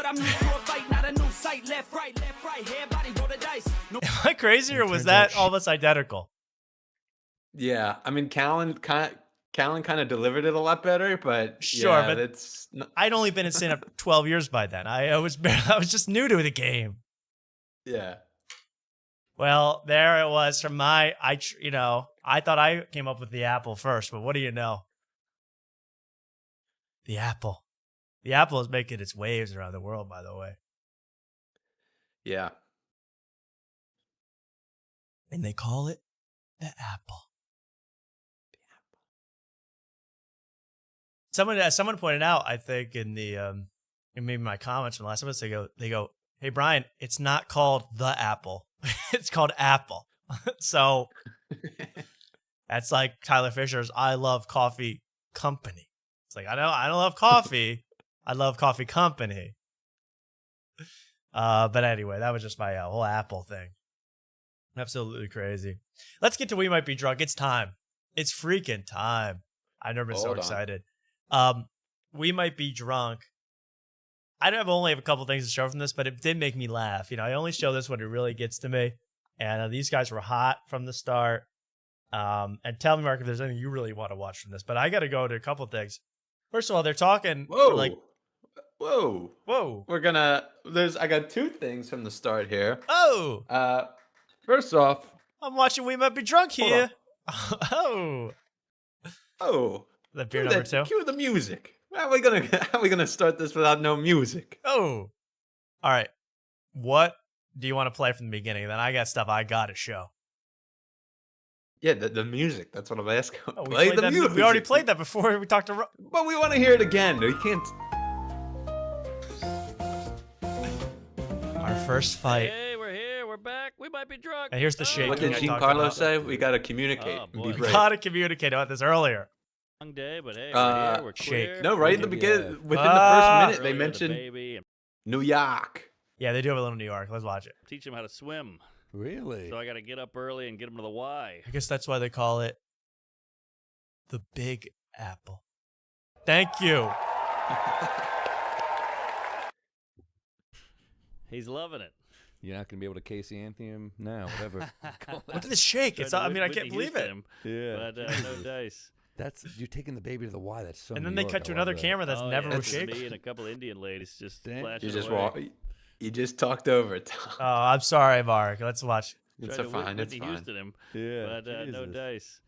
You're taking the baby to the Y. That's so New York. I love that. Oh yeah. just That's me so New York. Take my baby to the pool. It's so New York. And I love New York now. I love it. Okay, well, that is New York. Teach your baby how to swim only in the city that never sleeps. A couple Indian ladies just flashing away. All right, now we can start. We played the music. We have a New York reference in the first minute. Now we can get into it. And then they cut to a completely indulging different camera with a different white balance that looks totally. Anyway, I've had enough. Okay. I want to skip right to where they start talking about Charlie Sheen because this made me laugh. This made me laugh. Just how simple these guys are. And I love this part. So they're talking how cool Charlie Sheen is. There's a documentary about Charlie Sheen. Okay, let's take a listen to what they think about Charlie Sheen. He bob and weave. Yeah. Charlie Sheen, man, what a fucking life. What a life, and he ain't done yet. There you go. It was a big loss. Yeah, I hope he gets like a cool role. But they did gloss over the fact that he probably gave some women HIV. Oh yeah. Man, what a badass. Okay, that's gloss over the fact he probably gave some women HIV. What a badass. Certified? Badass. With that one. I just thought it was funny. What a badass. And yeah, it looks like he did give HIV to many, many women. And they want him on the show badly. I can't wait to see him on. And he doesn't drink. So add that. Charlie Sheen got AIDS. Not bad. Okay. Some of that's from the chat. I have more, Mark, including... I don't really have anything else besides that clip of Sam's face. Sam's horrified face when Fiona comes on. Yeah. I want to play Don't that. you want to hear the ads, though? Oh, yeah, the ads. This one were sparkling. These ads were great. Yeah. I mean... We is there a gotta good play time it. specifically, Mark? Because it's 27:50 is where right before the ad, so you can hear it. You can hear the whole transition. Yeah, listen how bad it is. And I could use a cocktail. Yeah, let's do a drink. All right. Let's take a break. We'll be back with our guest. Quick break. Oh. Underwater. Lucy's loving this. And I don't understand. They're talking to the same mics, the same operation. Why does this suddenly go down 10 quality, magnitude of 10? I don't know. And they look more disheveled during the ads. Like everything's off during the ads, and they're zoomed in too close during the ads. I'll never understand this ad game. Now with our 1,000 subscribers, we could probably get into this. We could own this ad. Lucy Breakers. Lucy Breakers. They'll explode in your mouth. Leave you asking for more. Okay. So, Ben, I just want to go. I really don't have much else. I just want to play this whole Fiona thing. Because Fiona's in a wheelchair. She's sitting down here, but she's a wheelchair comic. I think she's quite charming and nice, and that's all. But she kind of says that, hey, Kill Tony doesn't pay for my flights to arena shows. When I was on MSG, I have to do all this stuff to get ready to travel because I need just help on every step along the way. You can only imagine how tough it must be to get on a plane and across the country. She says Kill Tony, that the producers called her 4 days before the MSG show to say, you got to come to New York to do the show. I just think this whole thing's they don't treat her with a lot of put some respect on Fiona's name. Is it the producer or Tony? Because if it's not Tony, that's even more ridiculous. That Tony wouldn't just be like, all right, I want these comics for the show. Yeah, I don't know. And They not said just they reach out forgot. She personally. even says they forgot to tell me. I mean, was that true? I don't think so, but they forgot. That's their excuse. So anyway, they're flying about 4 days before. I think the whole thing's a mess. But Mark Norman makes a little, not even a joke, just this is Mark Norman can't help himself. And the funny part is to watch Sam Morril's face. Because even he's had it up to here. He doesn't get so smug like that, Mark, during this part. He gets a little annoyed. Watch this. Sweet, really. That should be you should be able to say the N-word if you're holding the handicap pass. Like, this is my N-word pass. You get an actual N-word card. Yeah. But that's nice. That's a nice little perk. Yeah. I mean, you still have to live like this. Yeah. But nice perk. Hard. It must be hard with the trap. Oh. Look at that face of ready to riff to totally despondent and just like, what have I gotten myself into? Still have to live like this. Yeah. But nice perk. Hard.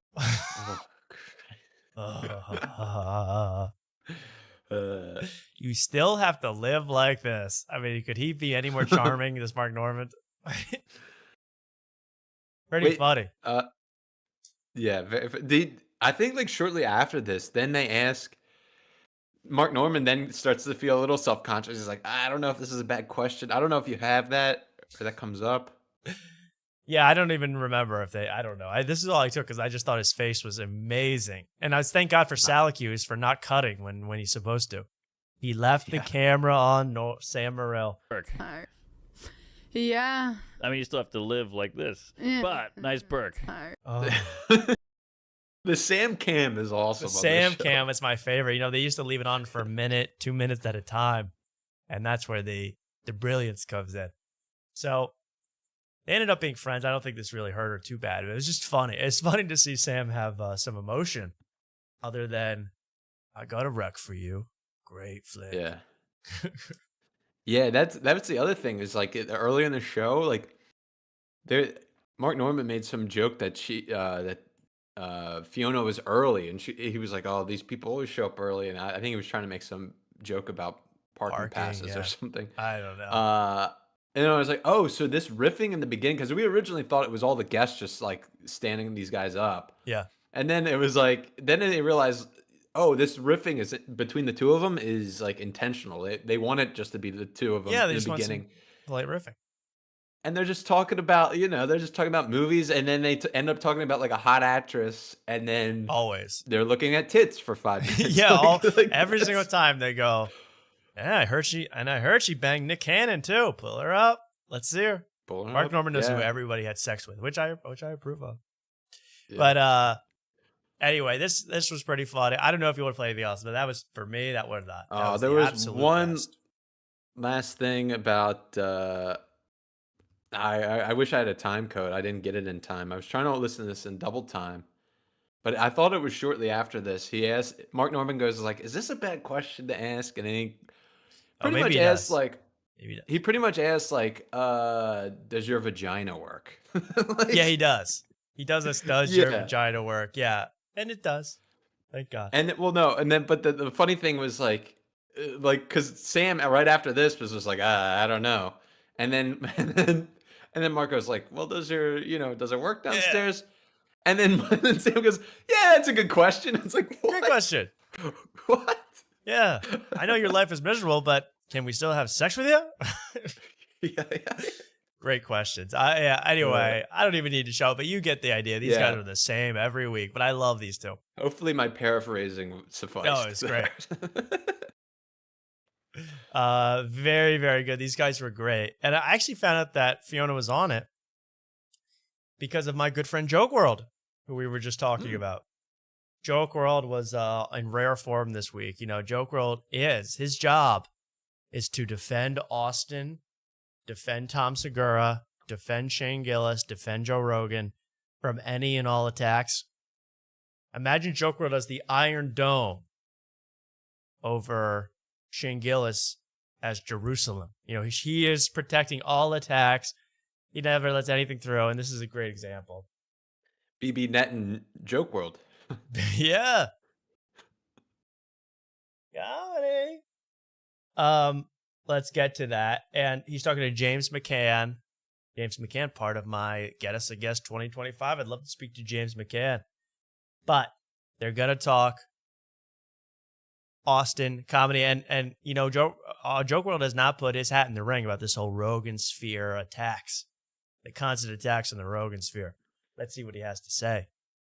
At the same time, people are going like, this is an alternate reality. This doesn't make sense, this Austin thing. It's like, well, fuck, Cam just got SNL. I don't know how many New York comics got SNL this year, but I think it's just Cam. As someone with their boots on the ground, it is interesting to see what people now refer to as the Rogansphere in Austin, which if you don't live on... Listen to the length of this sentence defending Joe Rogan.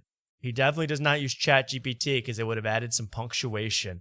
Listen. I'm going to try to put a period when he ends a sentence. Listen to this. Interesting to see what people now refer to as the Rogansphere in Austin, which if you don't live online is basically a term coined by people who don't like Joe Rogan for various reasons that they now use in order to quickly discredit entire groups of successful comedians that they also don't like all at once by simply just claiming they're part of this sphere instead of having to do the work to actually lay out their arguments with each comic individually. But to be honest, if you go see live... Okay, I think that was a sentence. I think we can get it there. That was about a 30-second run on every single thing you could think of. These are people that don't even understand comedy, and if they did, they wouldn't really get it because they're probably liberal, and Joe Rogan is making inroads for all their comics across the globe, but it doesn't really matter what they think because they're all poisoned by the liberal media and CNN, which is an organization that has gone after Joe Rogan many times before, for many certain things, and Shane Gillis got in trouble in 2018 on SNL. I mean, this whole thing could be once. This is like James Joyce over here. It was preposition after preposition after preposition. Call him Preposition World. Preposition World. Prep World. Prep World. And all the great examples. Just listen to half the sentence. You'll go nuts. All at once by simply just claiming they're part of this sphere instead of having to do people could say, yeah, when he says but, he's still going. This could still be the same sentence. Let's listen to the but. work to actually lay out their arguments with each comic individually. But to be honest, if you go see live comedy in Austin on any given normal night, it's way more of a Shaneverse or Philly sphere out here. From James McCann himself to guys like Matt McCusker, Joe DeRosa, Tommy Pope, Chris O'Connor, Sean Gardini, Tim Butterly, and of course the special young boys of PITM, not even to mention all the heavyset open micers influenced by his cadence and holding the mic with 2 hands. I know people online. Why'd you have to go after their weight? The heavy sets. The heavy sets out there. And what's this? By the way, I'm so sick. I like Shane Gillis. What's this whole, you can't hold the mic with 2 hands?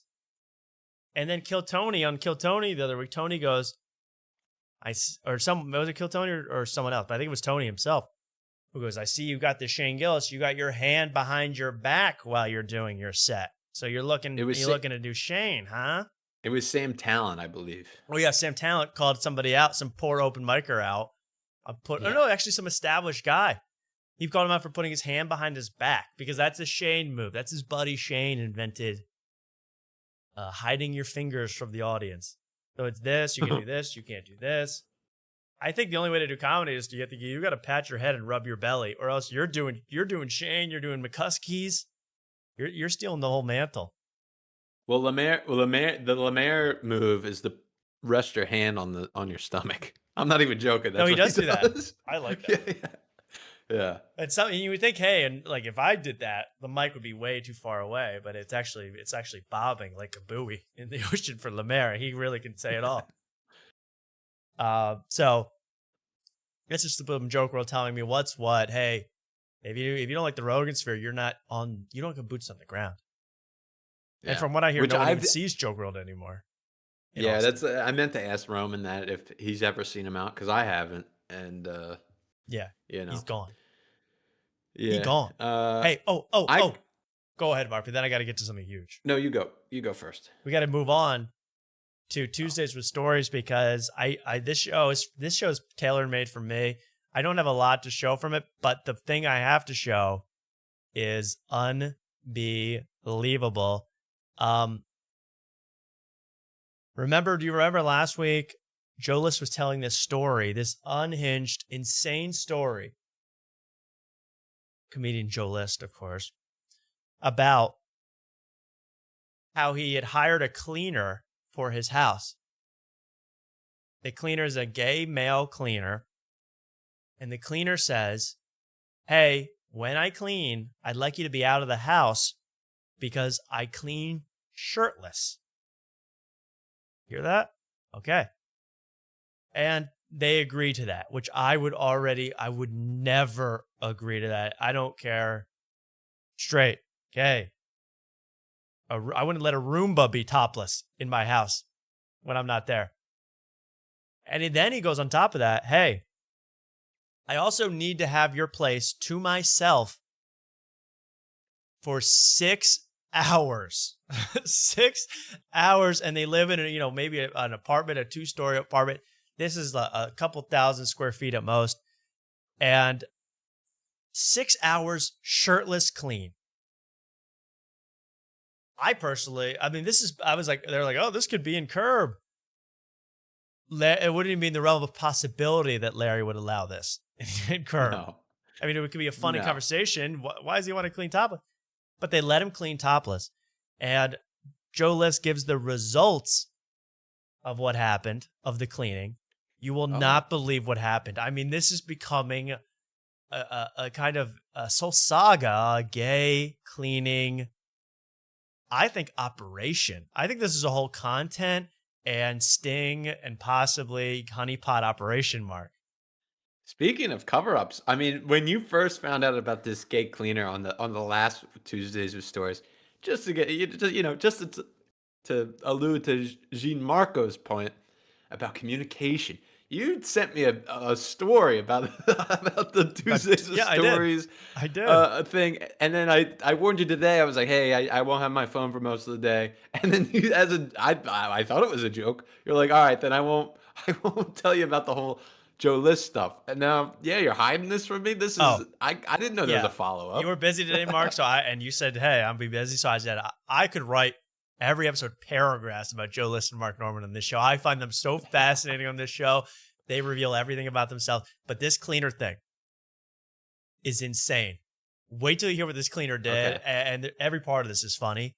But the when you hear what's going on, you'll be like, does Joe List need help? Does someone need to come in and intervene? Listen. Some stuff. And I guess you're fully back into Tuesdays with Stories now that they're into pant season. Now they're back into pant. Thank God for the changing of the seasons. Thank you, Lord, for making it cold in the fall and winter, because these guys have decided not to show us their bulges as much. Joe List does have a little bit of a shit on his leg, on his pant leg, but besides that, he looks pretty good. And that's, of course, Fabletics that he's wearing. Watch this. And he's already talked about the cleaning. He explained the whole gay cleaning thing. Maybe we'll go back a couple seconds, but wait till you hear what he did. I told you, a sexual vibe to him. Asian? No, I think he was light-skinned black. Okay, so he's already saying this. I'll go back even more. The cleaner had a sexual vibe to him. He comes over, I open the door, and he seemed very, very petite and just had I told you, a sexual vibe to him. Asian? No, I think he was light-skinned black, I believe. Whoa. And boy, did he... The best kind. Nail it. I mean, unbelievable. I mean, it was a deep cleaning, and I don't know what he did or how he did it, but it's like the Seinfeld episode. He brushed the eye hole. The peephole. I'll tell you how he did it, Joe. He spent 1 hour vacuuming, 3 hours recording hardcore gay pornography in your home, and then 2 hours dusting. Okay, and then he left. No one needs 6 hours to clean a New York apartment. That's a fact. But Joe, I wish you the best with all this. Let's keep watching because it does get crazy. I'm not just making stuff up. Watch. I mean, the toilet is spick and span. Everything's beautiful, and he staged some stuff. He rearranged some stuff. Wow. There's a plant in my shower. There's a dildo under my pillow. It's a joke. Christmas came early. And you were at the house yesterday. He, what do you call it? Organized the books in a color-coordinated way. Wow. Which... That's the worst thing you can do with books. I hate people that do this with books. You know, if you have books in your home and you decide, oh, colors are nice, then you're not reading books. Okay? You're not reading books. I don't mean to be an elitist, but what do you do? What do you want to read? You go, I think I'm going to read an orange one today. I mean, what the hell? Have you ever been to a library? I mean, you got a Dewey Decimal System up in there. I got a Dewey Decimal System at my house. You pull out a card, I tell you exactly what row my Hop on Pop is in. Okay? But if you arrange things by books by color, you might not be reading. You might never be reading. That's me the worst. And people do the background of their shows, they think it looks, aesthetically pleasing. They could not say more to me. These are home fill books. These are not real books. Wow. Okay. So what? Everybody poops is in the brown section, and Hungry Caterpillars in the white section. What do you do, Mark? No, I'm just glad. No. I mean, I just have a stack of books because I only read a couple books, so they're just right there. Yeah, you just have Mac Tactics and it's just Mac Tactics, and now I'm getting a new one because I saw that those two had released another book. It's called like The Cheat Code or something. Yes. But it's like a book for women. But I ordered it. It's coming on the way. Good. I can't wait to read it. Good. Yeah, we got Matt. Yeah. That's all you need. 3. Honestly, that's the other thing. Like, if you're a normal person, I have a bunch of books. I don't really read them. I got some, but I got them all organized. And at least I could say, oh, you want to read Shel Silverstein? Go to S. I don't go green. You got to be nuts. You want to read Louisa May Alcott? Oh, I think that's pinkish. I think that's chartreuse. You're nuts to do that. Anyway, I started to rant about that, but it gets crazier. As I'm thinking about it, it's not ideal because it's like you have an author who has a blue book and also a white book. Yeah. Joe List never thought about this before. Right, I agree. But it looks cool in the house. Yeah. But it's not the same category. What do you call that? Genre? Genre. Yes, yes. So it could be tricky, and I got a lot of books. But he's staged. Watch this. It's Listen. clean. It's unbelievable. I mean, highly recommend. Yeah. It was awesome. But I told you I had a sexual vibe, and he said he works shirtless. He's like, you got to be out of the house because I work shirtless, which everybody I've told is like, what is that? I know. What's that part? That's kooky. And you're like, Why? It feels strangely inappropriate. It's one of those things that Yes. is funny to me. It's not strangely inappropriate. It is inappropriate. For a cleaner to clean your house naked while you're not there. What? In what mind would you agree to this plan? There's got to be 10,000 cleaners in New York City. This is New York, baby. You can get a cleaner at 6 a.m. if you wanted. So, what is this, Mark? What is this? And Karen Feehan suggested this person. Is she trying to infiltrate? What is going on?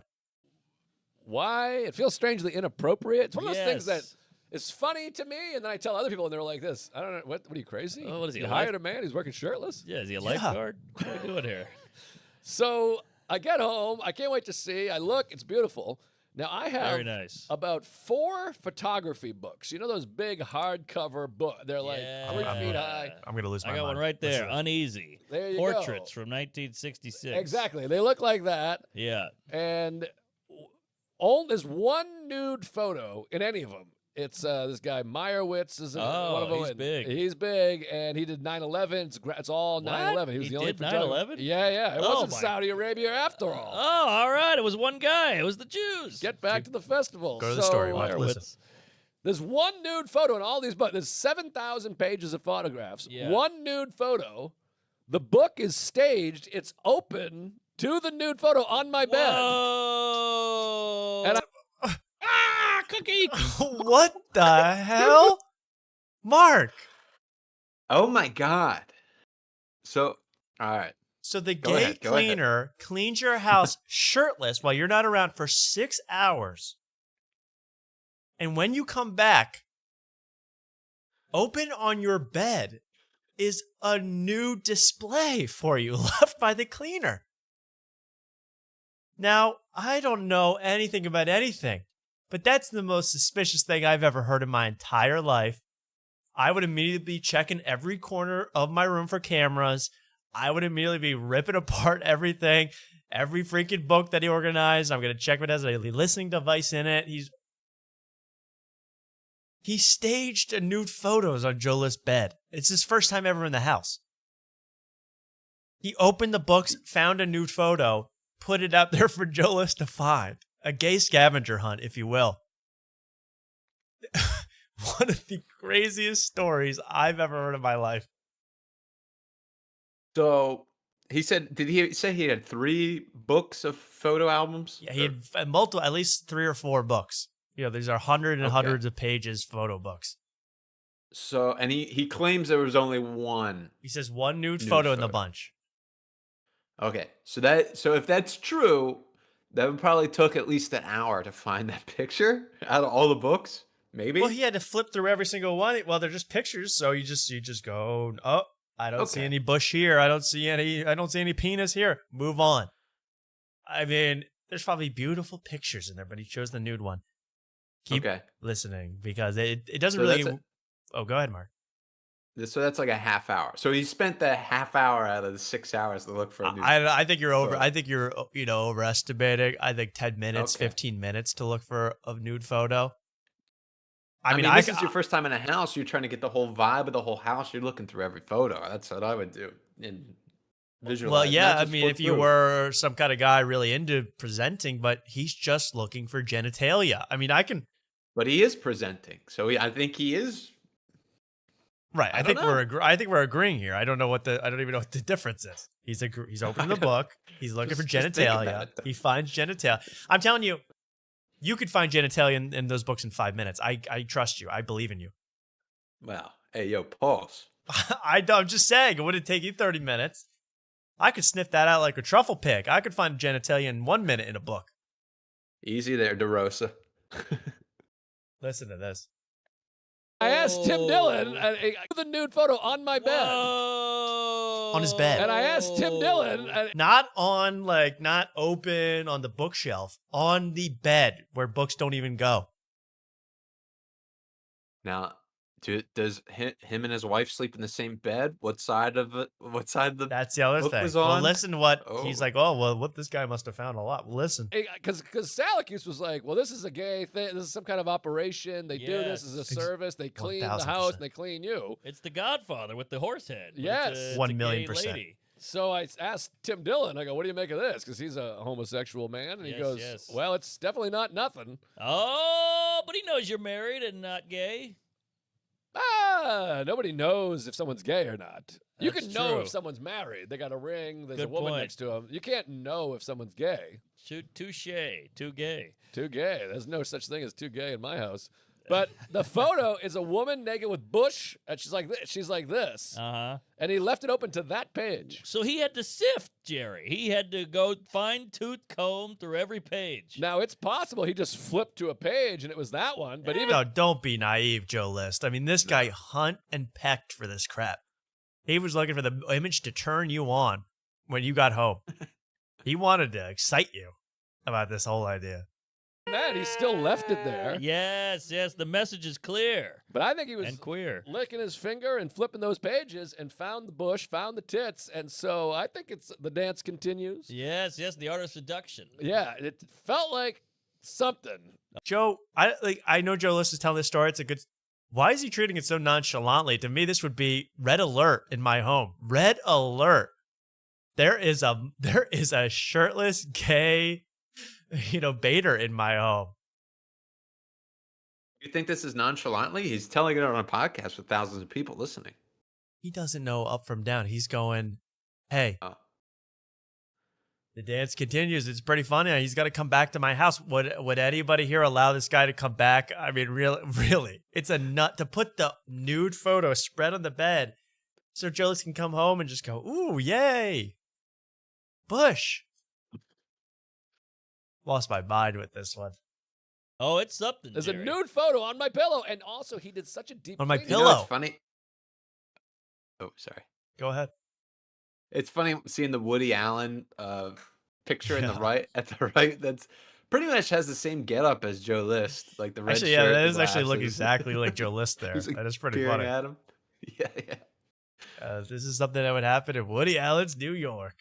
He must have found. But that's what I mean. Joe List thinks this is a funny New York Seinfeld story. It's becoming a lot more deviant than that. This guy is looking for some action. And and if you're going to invite him back, he's going to be like, well, he must have been receptive to the nude photo on the bed. Or else why would he invite me back to the house? Yeah. That's what's crazy to me. a little satchel under the bed, which has a brown dildo, a white dildo, an Asian dildo. It's teeny. A vibrator, the lube everywhere. Oh, yeah. So he knows we're down. Looks like that cleaner was on your pant leg, Joe. I mean, take a look. Oh. I mean, that's a big area. But seriously. So he found your sex toys. He cleaned those up too. He rearranged those.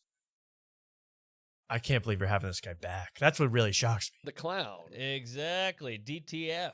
Mm-hmm. Wow. That's what I mean. Mark Norman, are you his friend or not? I wouldn't be like, DTF. He wants a little bit of it. I should have a police presence there next time this comes over. I mean, I'm not being homophobic. I'm just saying this guy is trying to get with you real quick. And he's using every maneuver he knows. This gay cleaner, shirtless. He's implanting images in Joe List's mind. Ooh, this guy's shirtless. Oh, looking at nude photos on my bed. What? What?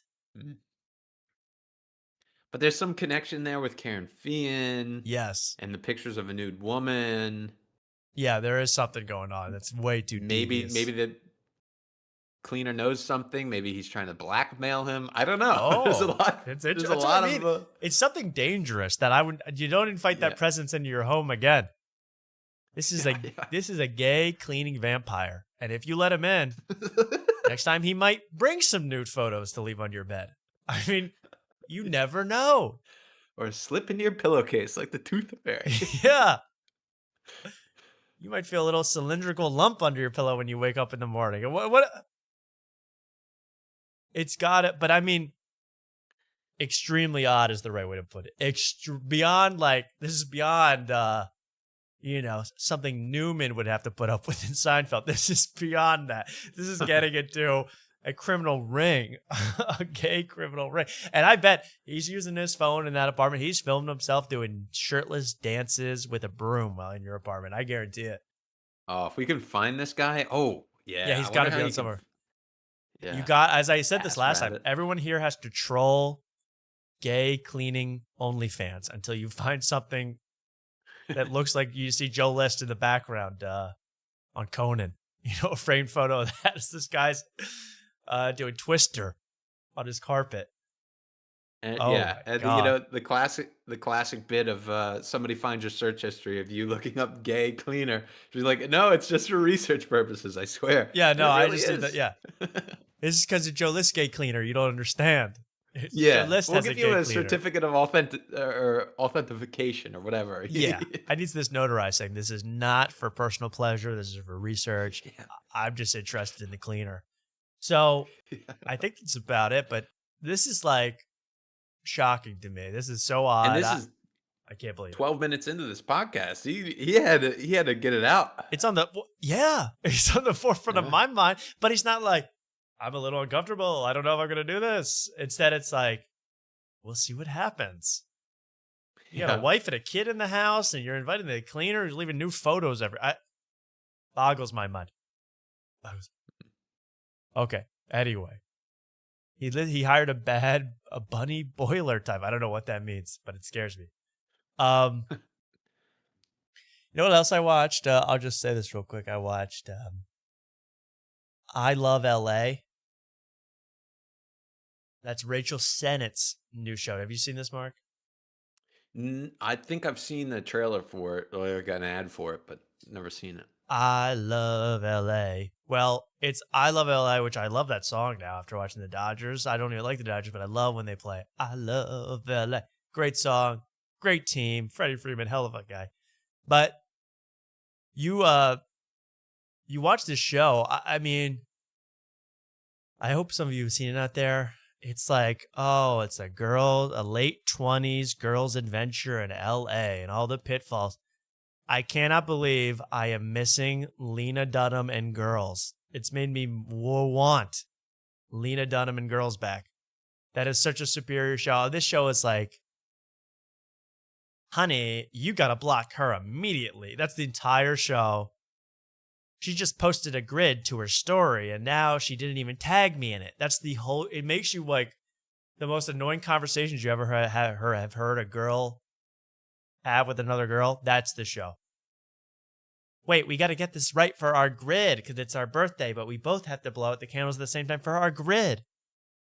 It was driving me absolutely up a wall, and I miss girls. I miss girls. And you're watching that show solo? Yeah, something wrong with that? No, nothing. Just asking questions. Yeah, I watched it totally solo. With a nude photo right in front of me. Open. But she gets naked within 30 seconds of the show starting, by the way. If that tickles your fancy, guys. I mean, she Nice. Lena Dunham did that, It's just but when preparation meets opportunity. But Lena Dunham had a certain look, Until you your know? idols become her rivals. How do I know this girl from? She has been on Instagram. She used to actually date Stavros Was she on Halkins. Curb? She might have been Was in an she the episode woman- of Curb. Was she the Curb one that accused Larry David of sexual assault? I don't remember. Okay. Well, you're not a Curb head like I am. Obviously not. Dylan, Get a will gay not cleaner in your house. believe the fucking day that I just had. Oh my god! Surprise, little bitch! You're here at my house. Crazy. You think you got it all? So it's so unsubtle. You know, I really, when I go see girls, I go, these are girls who fight in a passive aggressive way that I can really enjoy. These girls, so basic. These LA girls, so basic. And it reminded me why when I have ever visited LA, I don't like many of the people because they act like the people in the show, and it's quite annoying. And that's the entire show. Oh, I can't eat bagels. I'm gluten free. That's the whole show. And it is a ripoff. It's Pamela. Is it really Pamela Adlon's daughter? I don't even believe that, but that's crazy if that's true. And then she went on Jimmy Fallon to promote this show. Nice. Yeah, this is a little Fallon content for you. She went on Fallon. Was this all a segue just to play Fallon's? Of course. Of course, Mark. What do you hell you think I'm crazy? She went on Nah, Jimmy Fallon to promote her show. And boy, oh boy, like the stories she tells in this show, I mean, on Jimmy Fallon, the same boring stories that she tells in the show. I'm like, oh, so it's really you. This is just you. And you are incredibly boring with your, I just went to the Chateau Marmont and they had drinks, but they didn't want to let me through security. So we stuck in the back. And then everything was a lot of fun. End of story. It's like, that's not a story to me. I'd say it happened to you. Oh, and she just 8 minutes of horoscope material with Jimmy that goes nowhere. I really like the title of this the title of this Yeah. Rachel Sanat analyzes Jimmy's astrological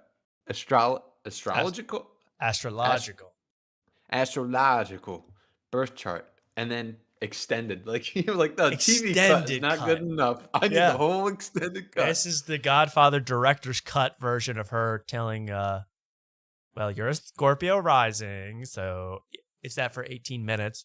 And then she tells the story.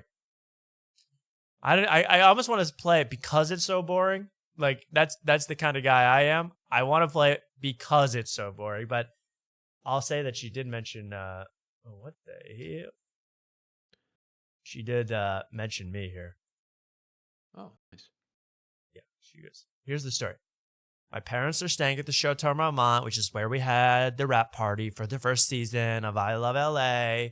And we all got tattoos in the party, but some people didn't want to get tattoos. But by the end of the party, everybody had tattoos.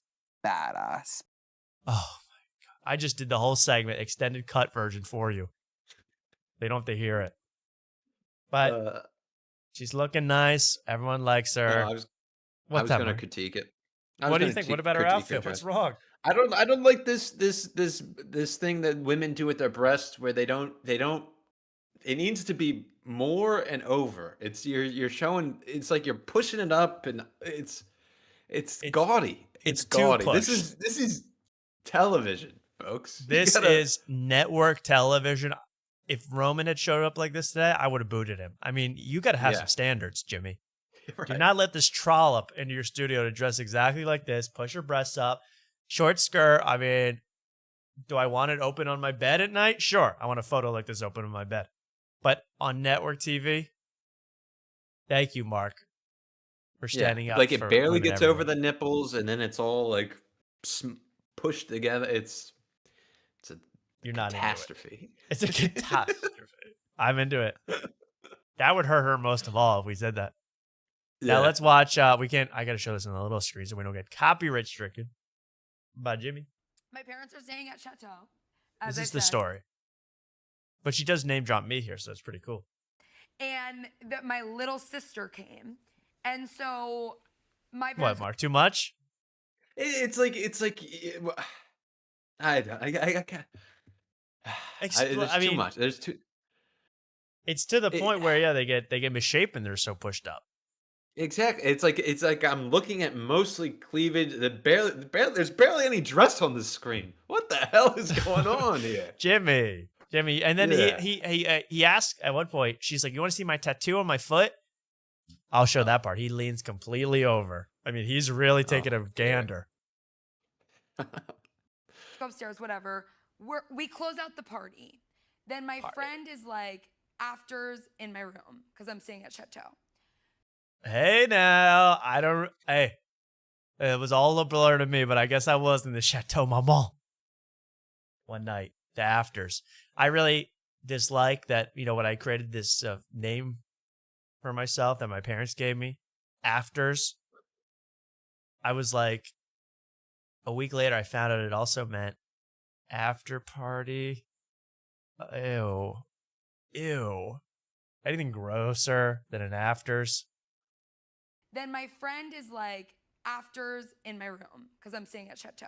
I'm taking, ladies, please. I love those breasts, but I'm taking. So we all go over. This is the story. Imagine if even your girlfriend's friend told this story, how bored you would be. Now imagine it's on network television. Or whatever. And we bring like we're there with the crowd. You guys have like and they're similar like, eyebrows, honestly. "Hey, Thank you. cracking down, like no You have parties. similar You breasts. got to keep it chill. You need a key to get inside." Yeah. Lizzie, my little sister, she goes, "I have a key." The doorman goes, "Your parents do, and they're sound asleep, and you should join them." You don't even have to. That's not the end of the story. That's not the punchline. Like you hope it's over. Yeah, we should be able to get into the party. No, you can't get into the party. You should go to bed. We want to get into the party. That was the whole episode. The first episode was all about that too. Can you get us through the line? Can you get us through the line to get to the party? I don't know. I'm not that well connected, but I really want to get into the party. But the line, but the party, but I thought you knew someone, but the party. The worst night out you've ever had recreated on HBO Max. Watch it now. I love LA. God, that show made me sick. I'm going to watch every episode. And we were like, "Woo, okay, he read us." So we had to sneak in through the back. Sorry. And we go up to my friend's room, whatever. It's cute, cozy. We keep it chill. We keep it polite. Then someone like That was a cut, by the way, because it was so freaking boring and long. I mean, they still had to cut to Jimmy Fallon looking bored as F. That may be better than the Morel cam. that is awesome. Yeah, but then he has to look super intense at the start. Really? I mean, Jimmy Fallon had a more exciting night than this last night. You know, he's getting wasted and stumbling around New York every night. So he doesn't even, this story means nothing. Fallon had a more exciting party 2 hours ago. And now he's here listening to this horrible story of a party from 3 months ago. friend's room, whatever. It's cute. Look at cozy, Town. we Look keep at it Fallon. chill, we Look keep at this it cut. polite. Then Oh my God. someone like takes a photo of all of us together. And by the way, I want to be Jimmy Fallon. I could do that in a minute. I could pretend to care about this story all day. No. Yeah, but I think. Oh, sorry. The Marmont? Yeah, Mark? No, I just think she's so long-winded. You lose track of this, and the way she tells the story isn't like interesting at all. So I don't know where she is. I don't know where she's gone in the party. Anyway, she's sneaking around She the went to the back, I back, to guess. the front. There's But she somebody's got into the room, it's thing. Now cozy they're in there. now they're up there. Now they're at the afters parties. And it's a really cute photo, whatever. And my little sister the next day, she's like, text me the photo. Text me the photo. Like, it's such a good photo. And I was like, I'm going to text you the photo, but like, don't post it because we all look a little soft. Questlove, play some drums. Get us the hell off of this. Black Thought, do a freestyle. I'm like, so they said, I wasn't lying, was I? So then she said, text me the photo. I was like, I don't know if I want to text her the photo, but I'm like, okay, maybe I'll text her the photo. I'm going to have the photo, and the photo's going to come to her, but then she got to share the photo. I'm going to text you the photo, but like, don't post it because we all look a little soft. Like, let's keep it cute. Yeah. Yeah. Every person in the photo. Listen to Jimmy there. Listen to Jimmy there. Soft. Like, Yeah. let's keep it cute. Yeah. Yeah. Yeah. Yeah. All right. Every person in the photo posted to Grid. I'm like, yeah, everybody posted. I was like, okay. Not to Grid. It looks like Jimmy is texting under the desk during this because he like glances down real quick. Oh, yeah, let's watch that again. Yeah, I'll watch it a little bit in big screen. I love stuff like this. I mean, she is. Yeah. And someone says in the chat, like, she thinks she's captivating the room with this story. She thinks she got the whole world in the palm of her hand with this one. Also, what made the TV cut if this is the extended? This is the extended version. This is, yeah. I know, but like, how could you cut this down to television? I would say, hey, yeah, bring her on. And then it's just, Rachel, send it to everybody. Okay. I love LA. I don't know if I love this version of LA. Post the photo to Grid. I'm like, yeah, everybody posted. I was like, okay, post the photo. Yeah. Yeah. Can I show the photo? Yeah, it's fabulous. I don't think Look at this photo where this is the big reveal of the photo that she didn't want shared because everybody looks just wasted. Oh, we were probably doing ketamine until 3 a.m. Oh my God, we look so messed up. Look at what they come. Look at this big punch. And you think like someone should be laying in their own vomit, right? Everyone looks totally wasted. Okay. I took worse photos of people in the Creek in the Cave patio when I was in Austin. I mean, they just look kind of drunk and have like they're at a party. This is the payoff. She's nuts to think this I is don't even worth it. recognize the girl that from the thing that's in this. Is she the one She's in in the the middle? very middle with the sultry, the big eyeshadow. You see that? Yeah, this definitely like this could be at Euphoria. Like, Yeah, this is what it I is. never This is watched the LA. show. Yeah. And how about this? Who's this guy that looks exactly like the guy that played the Flash that would beat up a million natives in Hawaii? What's that guy's name? I don't know, but he looks like Mike from He is kind of marking it up. From what's his face? Matan. Who is that guy? The Flash movie. Ezra Miller. This guy's getting off Ezra Miller abuser vibes. I'm not saying that, bro. You're a nice guy, but you're Ezra Millering it out. We like the pinstripe suit. I just want to tell you, this is what, if you think any of this show is boring, look at what you have to put up with in the extended cut. And you're here live watching this. Wow! That's my baby sister. Troublemaker. And did everyone, was that Cara Delevingne? I mean, Jimmy Fallon fell asleep on his kitchen floor the night before this. He's like, no, you guys are too much. Jimmy Fallon had a drunk accident. He almost ripped his whole finger off, had to pretend he fell dancing. I mean, he is so bored of this story. That's why I love Jimmy for this one. Troublemaker. Also, did you see who was on Matan this week? Oh, Bonnie Blue. Yeah. Yeah. Did you watch that? I watched the first like 5 minutes. And he's just hitting her with stuff. But I was like, I don't know if I could. It was do too mean. 40 minutes of this. It was just like, yeah. "No, you're a dirty whore. Tell us about it." Yeah.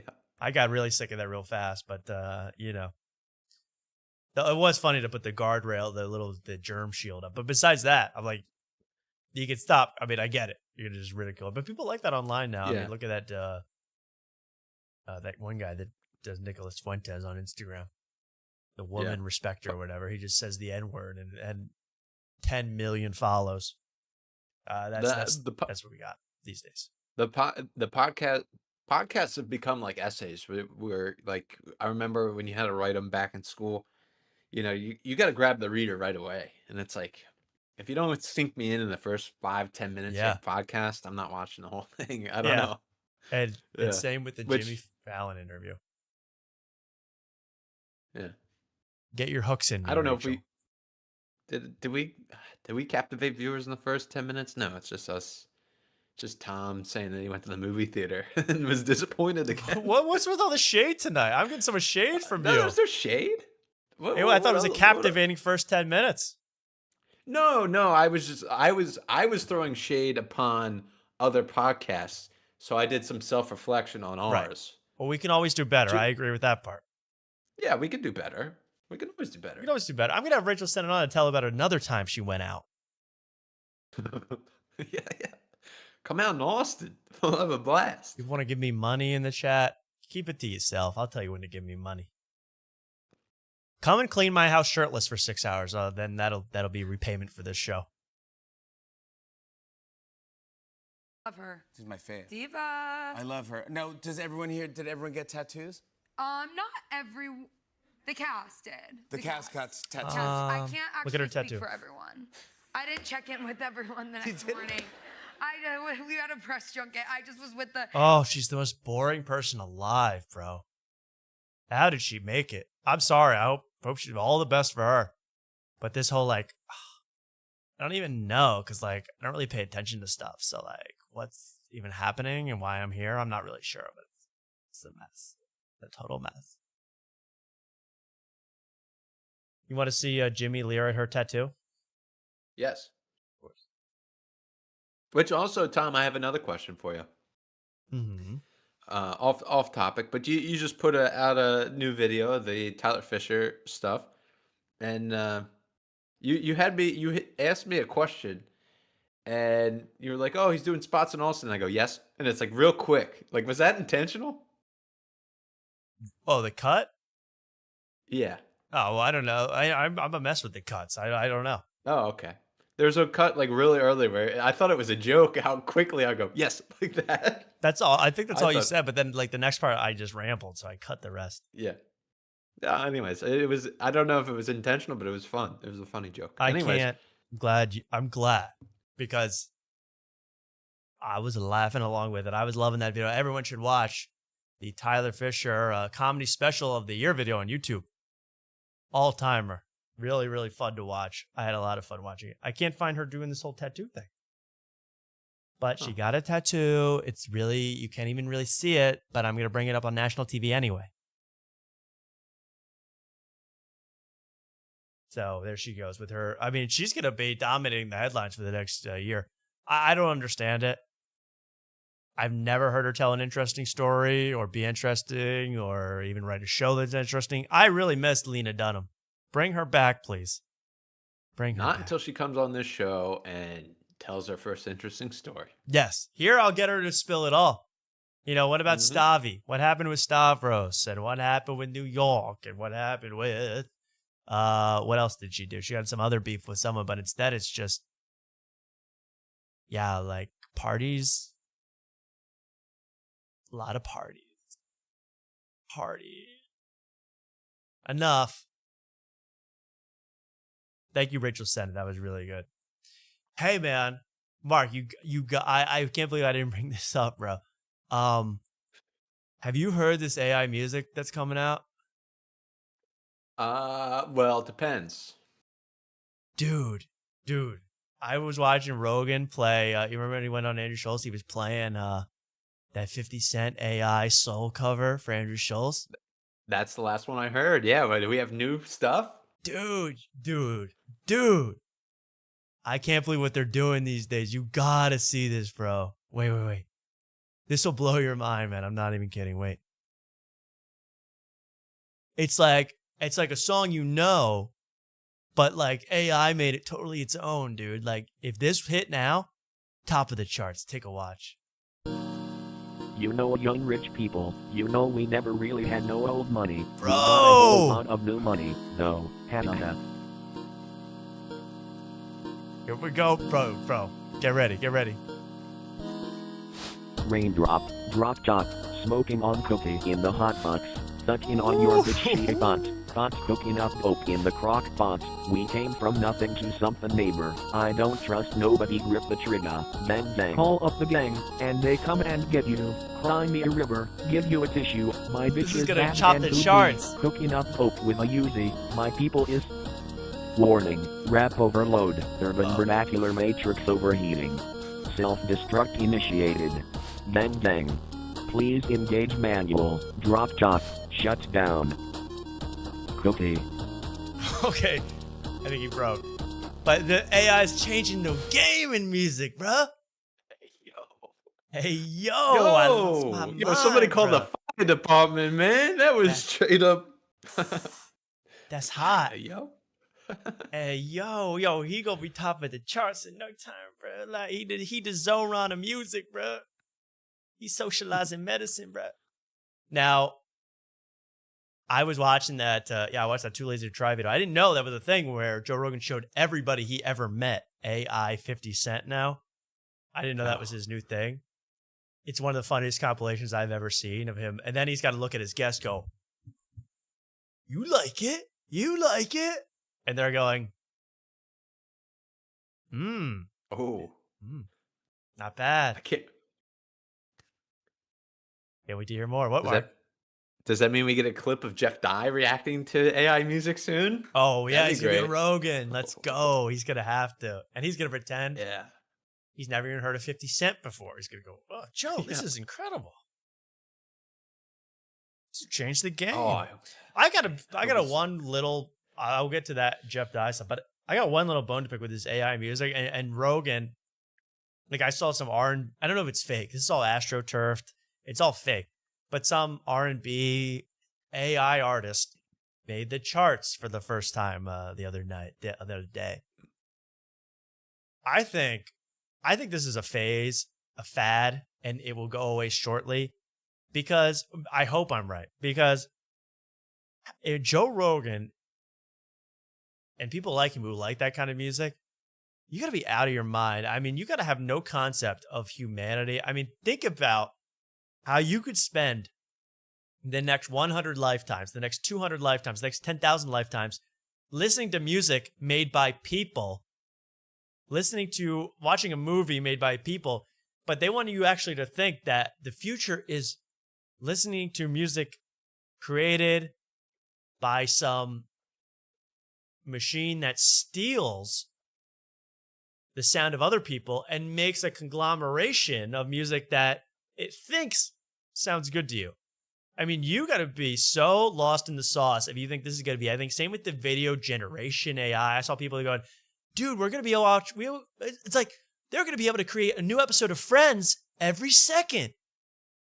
Whoop-de-doo. Does anybody on Earth want that? Does anybody on Earth want to see more Phoebe nonsense? I mean, we saw it all for 12 years. I miss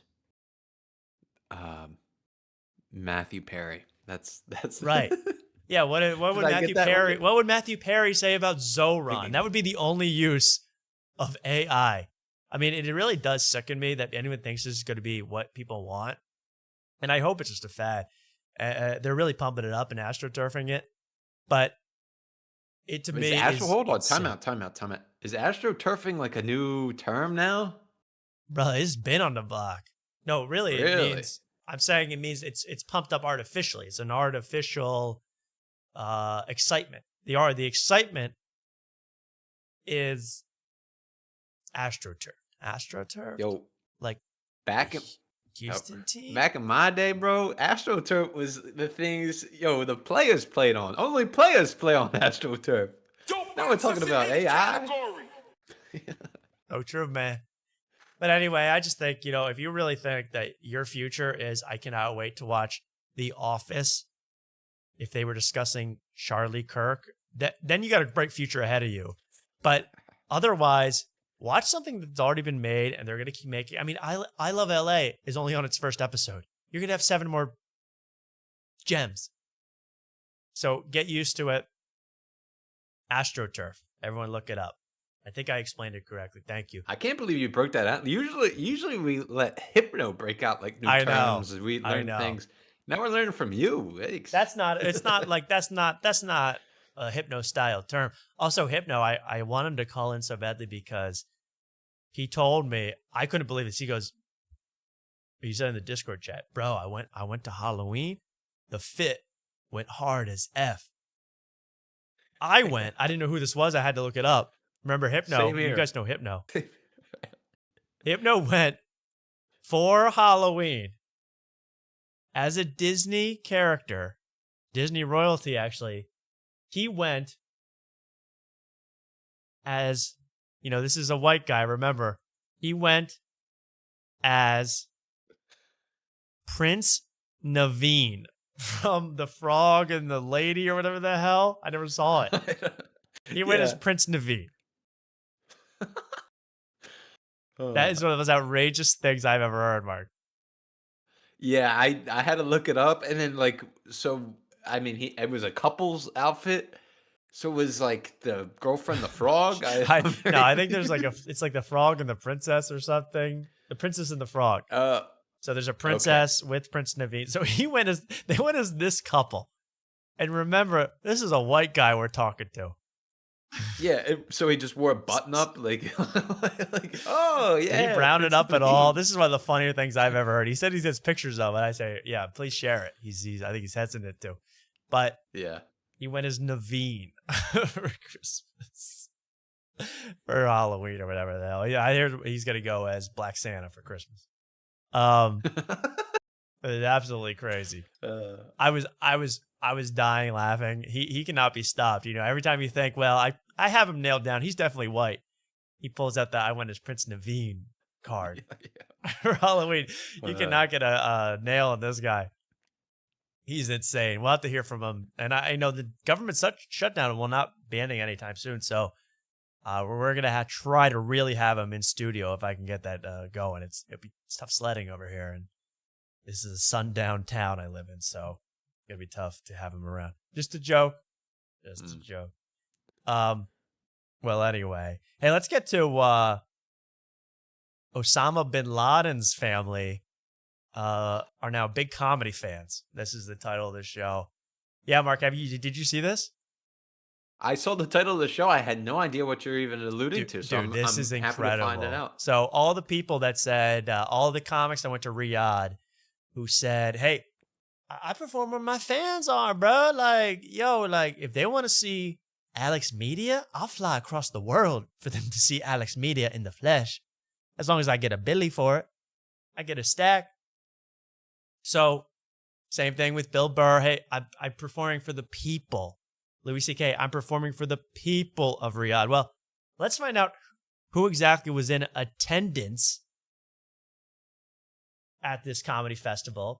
This was on the Bonfire show with Robert Kelly, Bobby Kelly, and Big J. Big J really does really well here. And this guy I've never seen in my entire life who was in Riyadh opening for Russell Peters. Yoshi Obayashi or something. I've never heard of him. He doesn't really even make one joke or attempted a joke this whole time. I don't really know what his deal is. But let's take a watch at this. This is really, really crazy.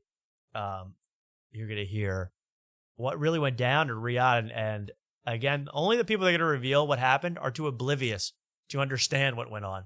Everybody was smart, like Bill Burr, keeping their mouth shut about what they actually had to do.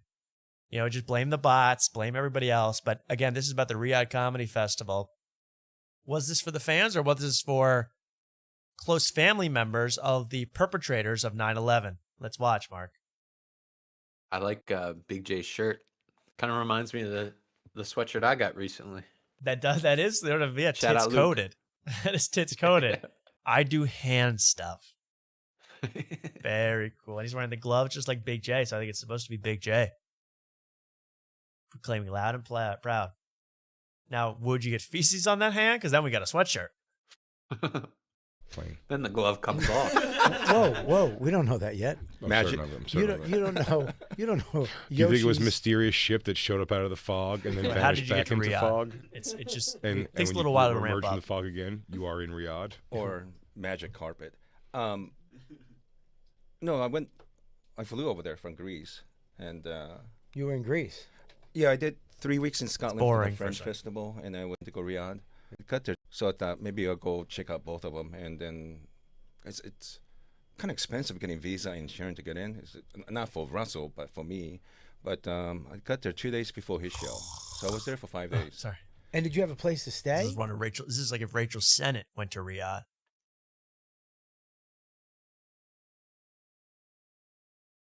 Would there be an afters?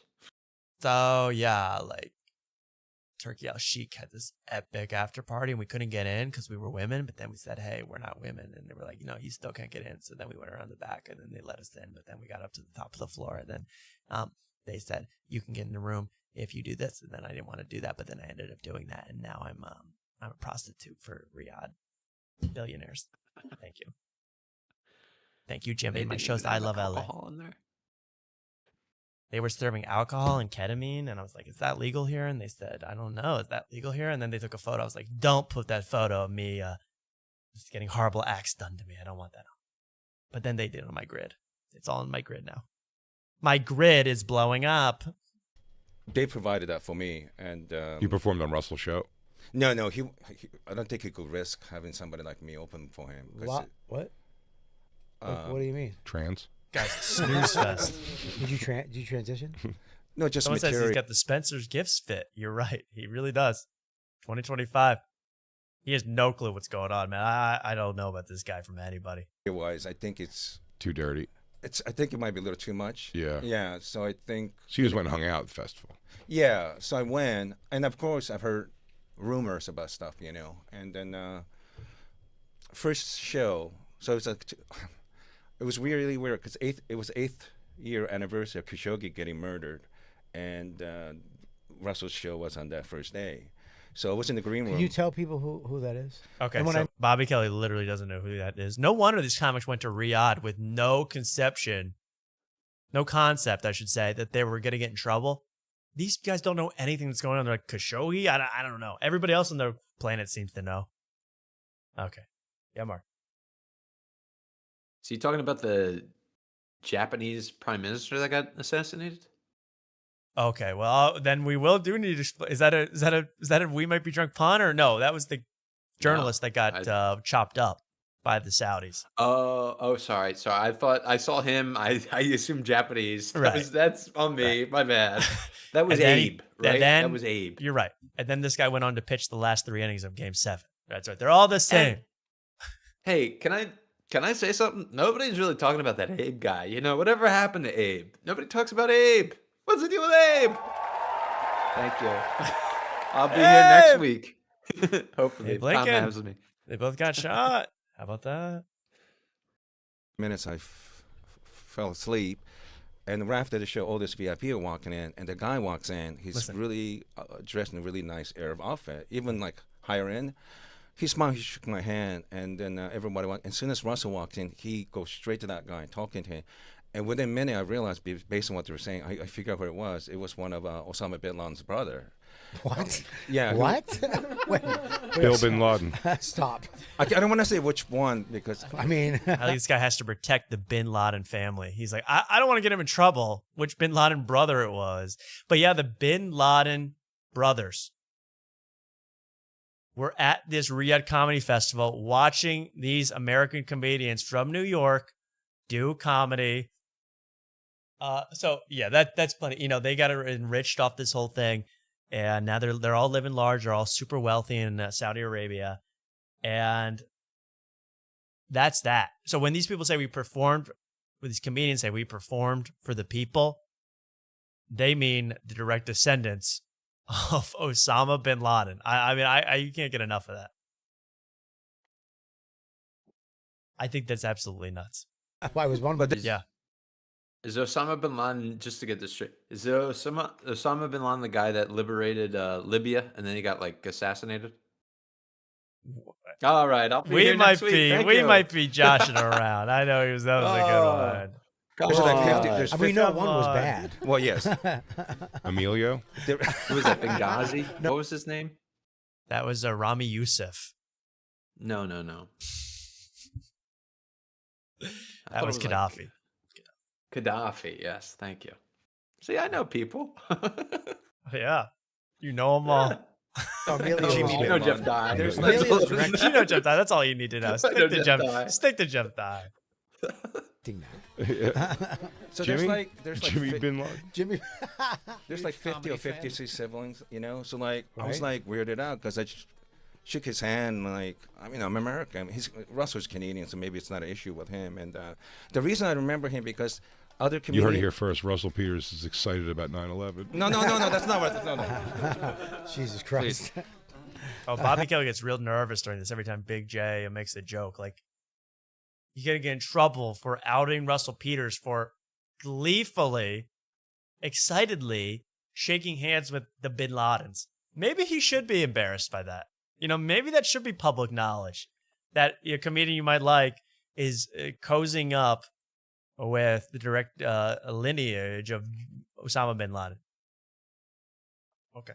I just think that's really wild. And they're big comedy fans, obviously, the bin Ladens. Always been. They always like a good laugh. Right. Osama was writing Is there music about playing in the back of Jane this? Cook. Are they trying to like play these guys off? No, they're playing like funny. They start playing funny Arabic music. Oh, okay. Lighten the mood from the horrible tragedy. Look at Paco just lit up. We finally have a viral video. So the reason he realized that he can just sit there and they're not going to ask for cookies for 3 minutes. This is a good story. I'd like this a good night story with some milk and cookies, Paco. Get on that. And I knew about this guy. Were you in Italy at any time? Well, What the fuck is that? Sorry. Okay, do it.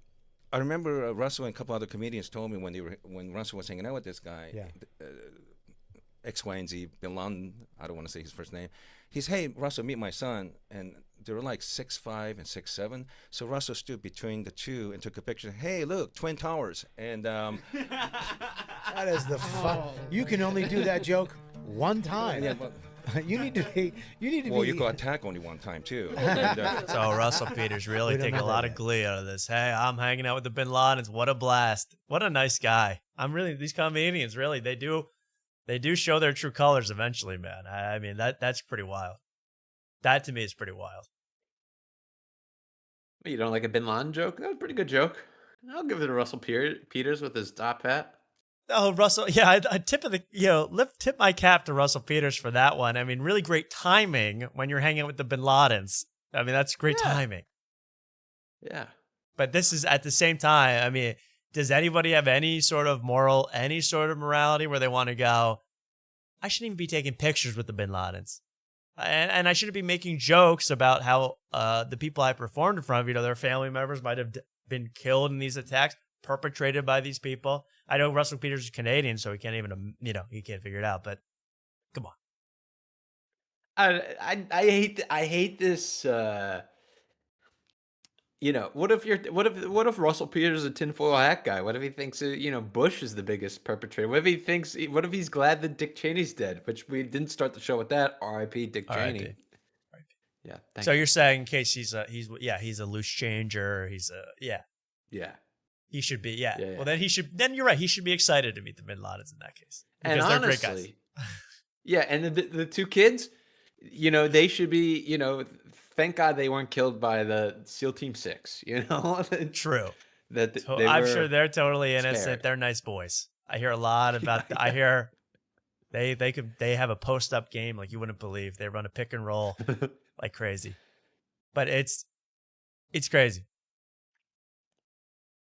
And this does get involved with Pete Davidson, who, remember, his dad was killed in the towers he was a firefighter. Wow. So I was like, what the fuck? So like they're taking pictures. He's very, very nice. Then he said something really weird, like, okay, I'll see you tomorrow. And like, I did the math in my head. The reason I weirded that, nobody realized what was going on. Because next day on day 2, Russell's doing the show 8 p.m. Yeah. Guess who's doing the show 10 p.m.? Osama bin Laden's brother. No. Jimmy Bin Laden. Pete Davidson. So there was a scenario where Bin Laden guy's walking around with Pete Davidson walking around in the green room area. Nice. Whoa. I like that. Awkward. And awkward. Get a little dicey. Your brother blew up, decided to fly a plane into my dad. Whoops. Yeah, and even if you want to say, hey, actually, Bush blew up the towers. Israel blew up the towers. Okay. Do you want to? Look up Osama bin Laden's wiki page. Okay, that wasn't his first misdemeanor. 9/11. He got into some sticky situations before and after. Okay. Only a misdemeanor, not a felony. That's true. Actually, I looked in the federal law. There is no law against flying planes into towers. So actually, boys will be boys, I think they said. I went back with my Sometimes camera you mess ready up next day. and you miss your turn. Yeah. And of course, he doesn't show up. So it's only Pete and Russell. And Russell went to his green room and talked to him for like 20 minutes. Yeah. I saw him briefly. There's more In stuff day about 3, this festival. on It gets pretty Russell's last interesting. Show, Mr. Bin Laden showed up again. Wow. So it was like Bin Laden, Pete Davidson, Bin Laden. What if you should have a video of Pete Davidson shaking their hand going like, you killing my father has made people very patient with me. I want to thank you guys. If my father didn't die 9/11, I think I would have had a lot more issues in Hollywood than I've had. But Big Jay, Jay, that's thank you. A good point, because I wonder when Saudis see him, do they walk up and say, I'm so sorry? I don't know if they were saying, do you think they were saying that? No, they're like, hey, where's my cut for being the launching pad for your wild success, sir? Wow. Jesus Christ, Jay. What? What the fuck, man? Big J is openly vocal against going to this, and he's calling out Pete Davidson. Hey, Pete, you can't play it all. You can't do it all, Pete. And by the way, I remember Pete on Theo Von. Pete Davidson has never addressed this. All he goes is, yeah, man, they're saying that I'm going to perform for the people that killed my dad. It's pretty crazy. Theo Von goes, yeah, that is crazy, man. Like, what do you think about that, man? It's just crazy. Yeah, I had a dad too. Yeah. End of story. He never addressed it past that. It's crazy. Oh. Or he said that, the money and my mom said go. I mean, have some guts for a while. Anybody has some guts, but Pete Davidson has some guts. Mama's boy. Mama's I guess telling you so. what to do. Yeah. What about Dad's ghost? Yeah. He'll haunt you. He'll haunt you. Cigarette, dude. Start smoking again. You're saying you take back those 3,000 people and not have Pete Davidson out there in the world being famous? Okay. I mean, okay, whatever. You'd rather not know a guy Oh, who fucked Kim Kardashian Give him a cigarette. and then what? Because 2 buildings are still standing? You're an idiot. You gotta think, dude. Butterfly He's really effect. roasting Pete. It's butterfly effect.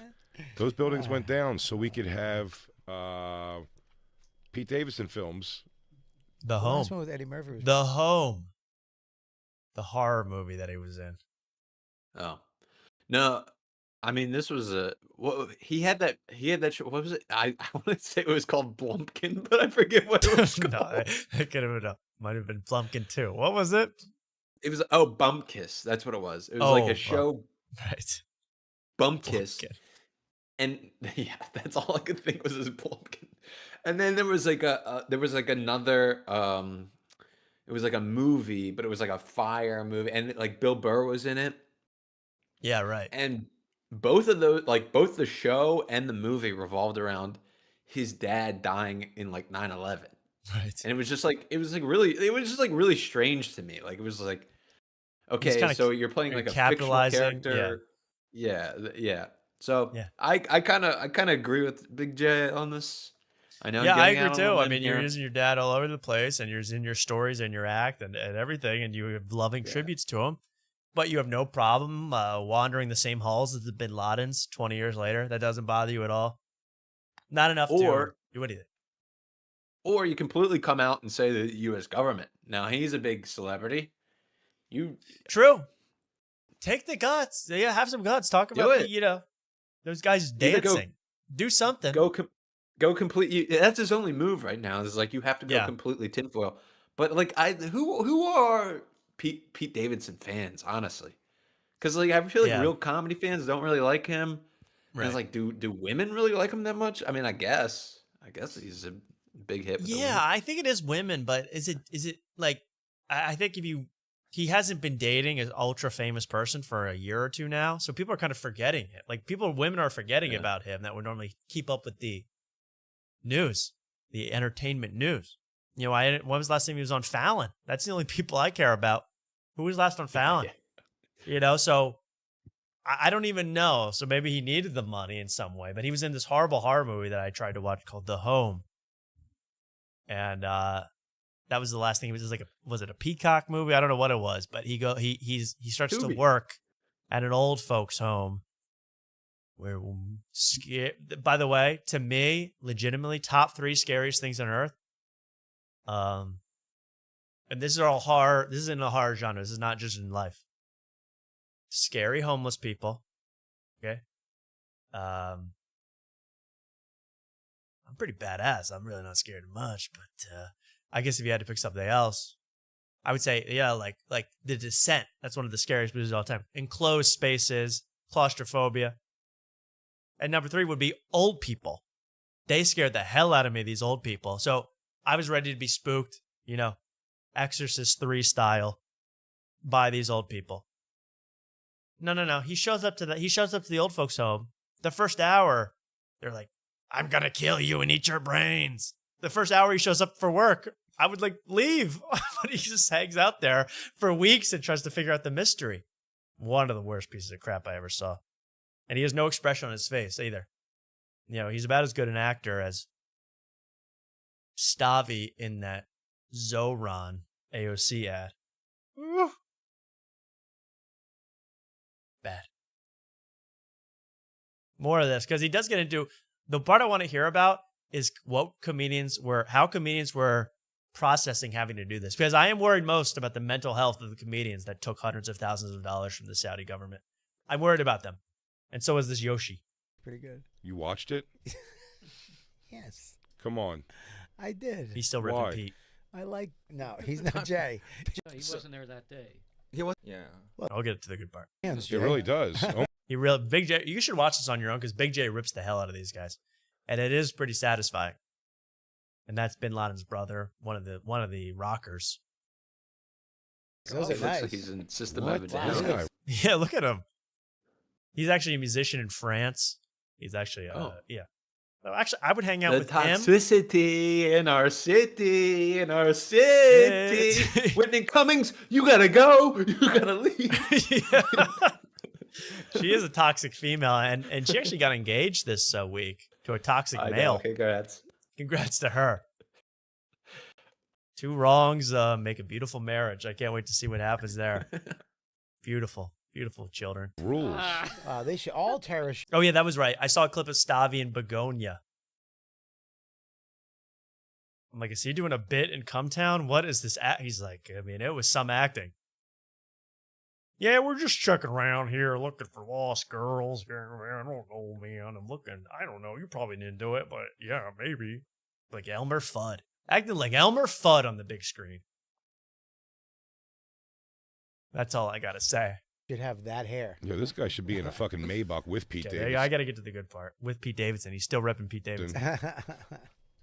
Bob Kelly's So real you're nervous. Over there. Yeah. And Yeah. so how? I mean, were the shows packed? Yes, the Eh, ones I went, yeah. But were there? See, I saw some things where it was like some empty shows. Was that the case, or were they all? Mind you, I was only there for like 5 days. I only saw a couple shows, and the ones I went, it was packed. Obviously, up? Pete and Russell was completely packed. In the green room, did they have like chicken salad and a deli KFC, plate? yeah. KFC and Rolexes and. No. No. Nothing like. Gucci bags. Nothing. Virgins, sluts, hairy sluts. Yeah. None of that. Boys dressed as girls. No, this that is you not could take. Boys dressed like ladies. None of that stuff. It's like And here's why Stavros Halkis was in Begonia. You want to know? It's not for his acting chops. And I heard it's because now it's how twisted the entertainment industry is. They go, well, he's got 500,000, 700,000 Instagram followers and a big following. So fans will just go to see him regardless of the movie's quality, his appropriateness to be in the movie. They did this. They're doing the same thing with all these comedians now, you know.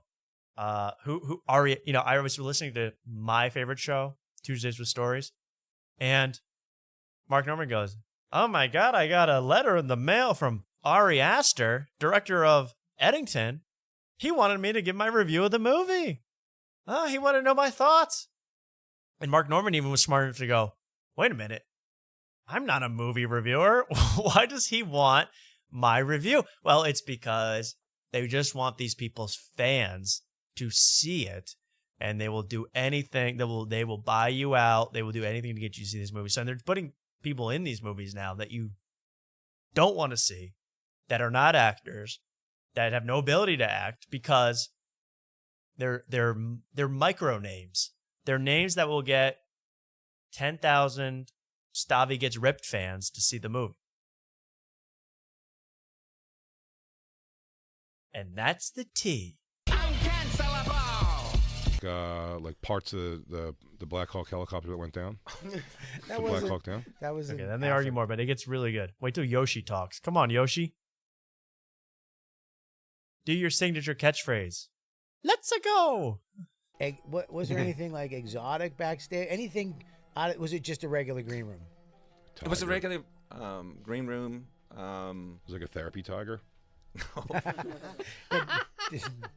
I will say, I can't mention the person's name because I just met this friend for You just told us Bin Laden's brother was there. No. Kathy Griffin, I'll say it for you.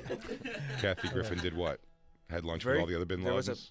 What? I left the room for like 10 minutes, came back. And they murdered somebody. They murdered a woman. There was a very funny comedian in the room. I only met this person for the very first time. Right. And it's one of your friends, but I don't want to say which one. Just Kirsten got her hand cut off? Oh. They cut her clit off. You have it. You stole it. It was on the floor and you made an earring out of it. This person want to know, are you hosting the show? And I told this person, no. Asked me, are you a comic? Yeah. Then we were talking back and forth. I just opened for Russell or whatnot. And I asked him, how's it going? He's like, are people bothering you? And like, yeah, not realizing the backlash. So I told this person that This guy, really. Get him and Rachel Sennett in a room together. I mean, they cannot even... the story, like, it's a good story, but I want him to say the punchline, which is that this person was having a mental breakdown over the backlash while they were there. Oh. And So comedians were having like full-on panic attacks backstage about, oh no, when I get back to the States. So these people weren't as nonchalant as we thought. It's a big mess for these people. And you can pinpoint down who probably it was based on when this guy was there. But I would guess it's any one of them. I mean, none of them somehow, besides the people that turned it down, either they didn't care or they didn't expect. And if you didn't care, fine. If you didn't expect it, well, you're pretty dumb. You don't know. What? Yeah. Didn't Norman say he was there during Russell Peters' time? Yeah, it could have been Norman. Could have been. And then didn't he say Christina what's her Mariani. face? Mariani opened Yeah. for him. So there's two names. There's two names, and I don't know, Pete Davidson. You could figure it out, but yeah, I don't know. I think it's happened to a lot of people because they really didn't expect it. I take 5, 10, 15, 20 years down the road, but he's on the right side of the history. This thing was a great thing, a win for many, many people. Did you say it's going to take Yoshi. 15 to 20 years for him to not be? Bill Burr's going to be dead by then. No. Yeah, Yoshi goes, but no. He's like I'm really worried about some comedian goes, I'm really worried about the backlash. What's that even mean? Yeah, I got a back. What's a lash? On my eye. How can my eye be on my back? So they go, well, Yoshi really calms them down by going, hey, don't worry. In 15 to 20 years, everyone will realize this was a great decision. That's really helpful for a guy to hear. In 2 decades, people will forget about this. Okay, yeah. good. Kind of like 9/11, you know? True. They Yeah. thought 2 decades was enough to go to Saudi. I'm not talking about Stop. Stop. You can't. Don't you know how to talk I'm just code? looking at the poster. No, but you're not supposed to say the word. He would have said it if he wanted to say And it. it probably was Bill Burr, too. I could guess it could have been Bill Burr, who is now pretending that he's above it all, and then everyone's just a bunch of sanctimonious. You know what? He says some naughty words. And I will. You're right. I will never forget that Sam Morril performed in Saudi Arabia. Never forget. That's we're in the from New front of my mind. We never forget things. We like never that. forget the freaking. And I want to. 2000 I never comedy. forget that.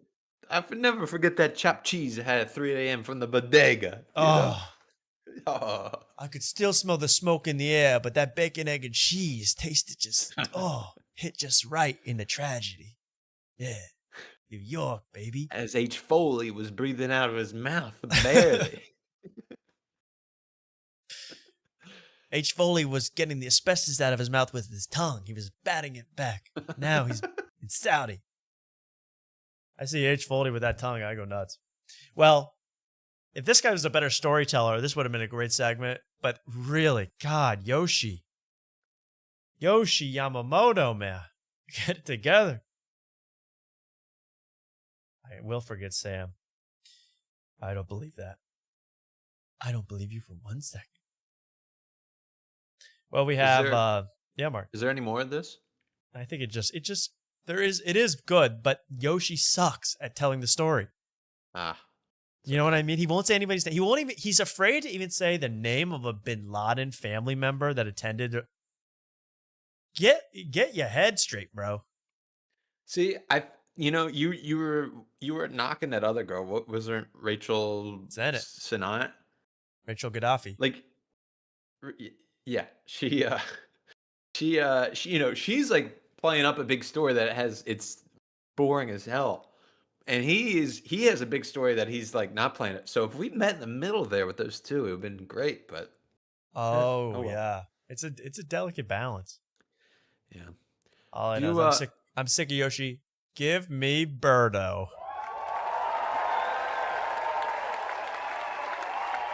Do you mind if I take a quick pause? Tom? Yeah, we have been going. 3 fucking hours live doing this. We'll be back in just 2 minutes. Like you. I need to reload here, Tom. Oh yeah, Mark. How many are you down on your 7-drink night?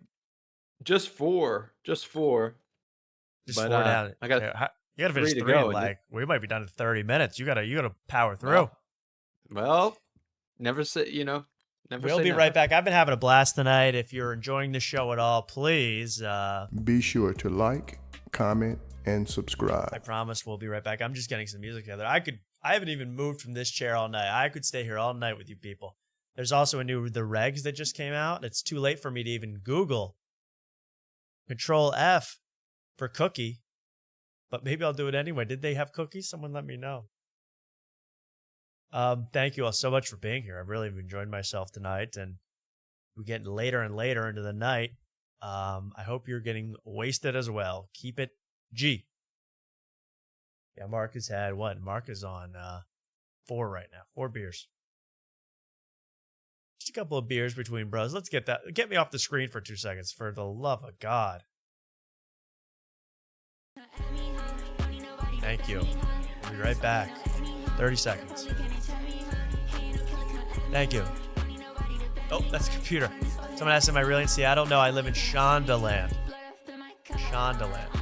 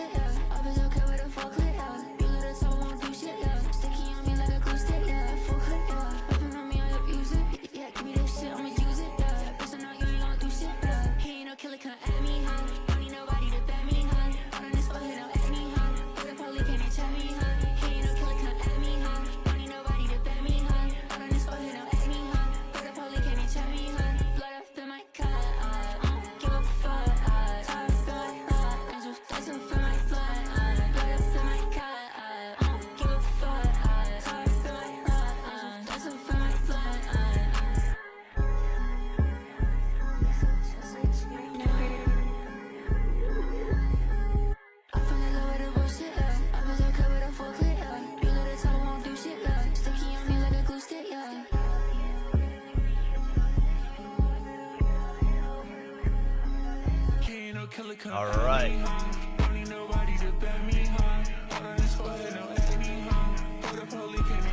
Well, we are back on After Tonight. Thank you so much for joining us in the back half of the show, the end of the show, but it's going to keep going until Mark pounds some back. Got it going on, man. Now, what do we got left here, Tom? well, first of all, I do have to talk a little bit about Jeff Dye. I don't want to bring him up every single show we ever do, but he's always in the news. I mean, what's the problem there? Well, I don't want to make it seem like we're obsessed with the guy just because we have his poster and picture and Jeff Dye ball and constant references to him. But we're not obsessed, I swear. No, we're just big fans. You know where it pays off for me, Tom? When we put up a video and then somebody comments that I have a Jeff Dye poster and people can't figure out if it's ironic or not. Yes. Someone did say in the latest one, please tell me that's ironic. Yeah. I mean, does that look like ironic to you? I'm standing next to the guy with a big ass smile on my face. That's real. That's real raw After Tonight. You don't get that on any other show. No. But God, I can't tell you that almost every week I ask Jeff Dye's agent and manager, hey, would Jeff be able to come on this week? I really think he'd be great. He even he went on Howie Mandel and even had to talk a little bit about the Mark Maron feud, which I said if he'd come on 4 months ago when I wanted him on, we could have blown this thing up. He would have gone viral 10 times over. Well, I've been bugging them forever, and finally the manager responded, and it's pretty short but sweet. It's short but sweet, but I think it gets the point across. Let him go! Let him the fuck go! Yes, you can! You can! Seriously! Let that motherfucker go! Okay, all right. Well, I'll take that advice into consideration, Jeff Dye's manager. Thank you for telling me that, but he's still important to me, damn it. He still means the world to me. How long can I go do that bit? It never gets old to me. Don't worry about it. Do it every week. That guy's hair and beard combos. He's looking sharp. This guy's my favorite follow on Instagram by far. I forget his name, but he's always perfectly manicured to scream in his car. I've never seen anything like it. It's time to let that MF go. I gotta send me his Instagram because I want to see what kind of car he's got. He's got great acoustics in there. Oh yeah, it sounds great. I mean, I'm surprised the paneling isn't falling off the ceiling. I mean, he's screaming here. Yes, you can. You can do it. The moment you know it's time to let someone go is when keeping them in your life is ruining your fucking peace. And you've already passed that fucking point. You haven't had peace for a long time. You've been sacrificing your peace to keep him, and it's time to fucking stop. It's true. I mean, I have been. It's more important than his presence. I know. I haven't been reaching out to him as much as I want. Peace, not fucking takes it. I Let know. him go! You can! You can! You've always thought you had a problem with him. She has forever felt that she is the fucking problem! Wait. You are not the She? Yeah. Bro, this is platonic. This is man on man, host to guest, infatuation. Nothing. Wait, no Tom, she's Tom, involved. is this pronouns? This is some woke pronouns. That's my best Jeff Dye impression. Yeah, he does this. He's talking about he, she, whatever. I don't know. He, she, whatever the hell. I love Jeff Dye, man. He's in my Mount Rushmore. I can't lie. I'm obsessed. He's moving to Austin, which is so exciting for you, Mark. I mean, that must be a thrill. You can see him around town now. Thank you for whoever put it in the Discord. I had to go watch that Die Hard. Not that I'm not keeping up with Die Hards, but yeah, I can't wait. It's like it's perfect timing because I'm about to be back out there, and it's all clicking. It's gonna be time. magic. All It's gonna coming be together. magic. Will happen. We do have him on one clip of him. I have one clip of him on Howie Mandel's show.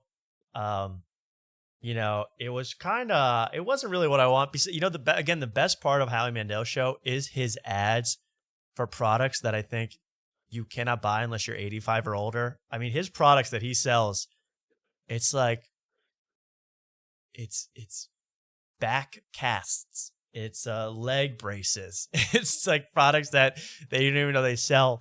And Jeff Dye's here on this show, and we'll watch a little bit of the intro. But the whole point is, Jeff Dye actually gets into an argument with Howie Mandel's daughter. She starts like tearing up and crying. And she's going to say, oh, it's allergies, it's whatever. But listen. Jeff Dye. Happy to be here, bro. I'm happy to have you, buddy. I'm happy to. I never watched Are we this show, rolling? but. We are, good. Jeff Dye's here. My son is here putting the. Jeff Dye's going sans hat a lot of the time now. He's no more hat for him recently, I've seen. Yeah. If you watch the last Die Hard, he addresses it. Right. Something new. No Because hat. he's like, I just got my hair.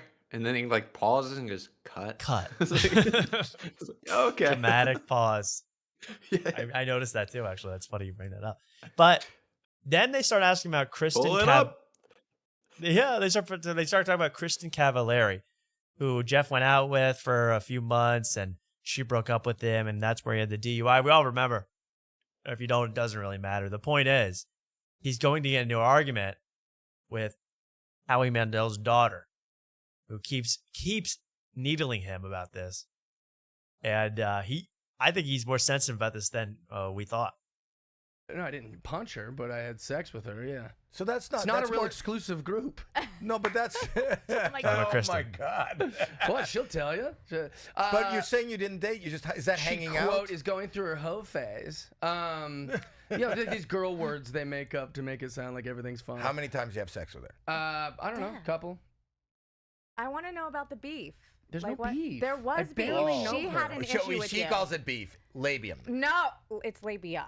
Labia. Isn't it labia? So they're getting into an argument here. You can tell he imitates her beef.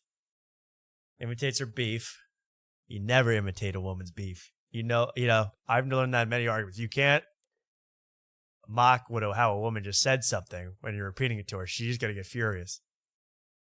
Best beef in the business, Wendy's. Not bad. That's a great. Roy Rogers? Kind of underrated. Kind of underrated. Honestly, low key, pretty good. I like when Sam Morril was like the most popular thing on earth. They were like, I went to McDonald's yesterday. Like, they know what they're doing. So, yeah, all right.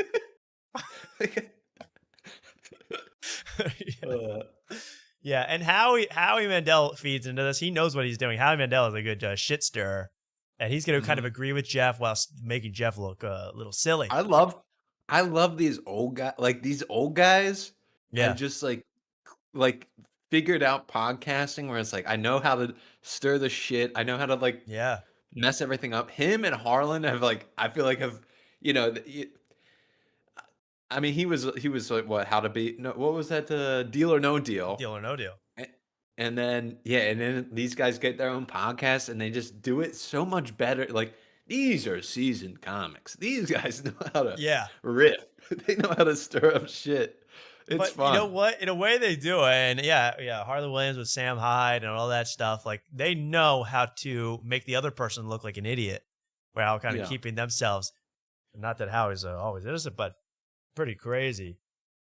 I think this feel free stuff is a giant it's like more of a drug than Magic Mind. It's got like kratom in it. It's got crack in it. It's crazy. Look it up. I don't know. Who cares what it's called? It's great. The beef. She wants to know about the beef. Tell us There's about no the beef. She is There's a no woman. beef. She just... I broke this down multiple times for people, so your algorithm's shook. Here's the thing. It was never insult a woman's algorithm. Are you insane, Jeff? Her algorithm's got the T. Girl, she's about to prove him who didn't like me the way I liked her in return. I was like a puppy going, I'm in love and this will be great. And I was nothing to her. And so that's a very sad place to Women live. sometimes treat us like just a piece of meat. And I don't like that. Yeah, enough's I am enough, more you than know? that. I'm a real You boy. are nothing in compared to the Montana boy. What's that? Didn't she date the Montana boy? I don't know who she dated, but also, what are you doing? What is this? This is my interest. This Well, is it's not my very fun algorithm. for me to go. You You go were back- nothing compared to a different guy she liked. Like, tell her. Now you're like a mean person. He's mad. He mad, bro. That's not riff face. I've seen riff face before. That's not riff face. That's not riff, Jeff. That's not riff. That's not fun, Jeff. That there's fun, Jeff. Fun, silly Jeff. Philly, Jeff. And then you get serious. Shut up, woman, Rogan. Jeff. Yeah. Oh no, serious. Yeah. You get all kinds of Jeffs. I kind of wish that. What if there were millions of different Jeff Dyes in different dimensions, in different multiverses or different timelines? I will always wonder about that. But that's mad face. And that's all I'm going to say, Jeff. If you see this, man, I'm not taking sides. But she's pissing you off. And he no guff. You're mean. Like why? Like You're what is- mean. You're being mean. Yeah, it's like not very fun. No. I'm sorry. And it's a guest. Yeah. Okay. Yeah, wow. Maybe ask Can the we talk guru about- you guys just had. Like, Okay. let's talk about your exes when you like. What are you doing? We can move on. Do you want to talk I about had Sarah sex with her Hyland? mother. You want to talk about Sarah Hyland? We can talk about whatever you'd like. Okay. I just don't know your goal here. My goal I is to answered your talk to question you about. pretty thoroughly. Now, Jeff never acted like this towards us. No. We started off as enemies. Quote, I like talking to you guys. That's what he said started to off us at as one point. enemies, became friends. I think turned back to enemies later. I'm not sure. But He gave me a hug. right. Yeah, I don't know the timeline exactly, but there was a hug involved. But That's the last interaction I had. yeah, I know. But we're getting ghosted. And that's that. But he's moving here. So who's the real winner? He's coming closer to me. True. He's He coming to mother's he breast. might need a place to crash while he's figuring out his living situation. I went in his comments when he said he was moving to Austin. I asked if he needed a landlord. Or a realtor. You're ready to? Oh, a realtor. I thought you wanted to rent out I space. could rent him a room. Yeah, rent him a room. Daily rate for you, Jeff. Like, I just don't know your goal here. My goal I is to answered your talk to question you about pretty thoroughly. That I No. was like a puppy who liked her feelings. Yeah. She didn't have feelings for me. Yeah. So then you might go Wait, one more time. Feelings. like a puppy who liked her feelings. That's feelings face. Okay, we had serious face. This is feelings face. This one you have feelings.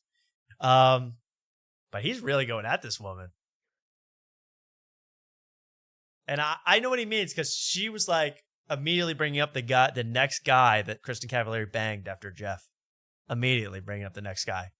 That's not kosher. Oh, so you know the timeline of Kristen Cavallari. I read all about the Montana boy. Yeah, there was this young. She's like Okay. Kristen Cavallari is now. She's 40 or whatever.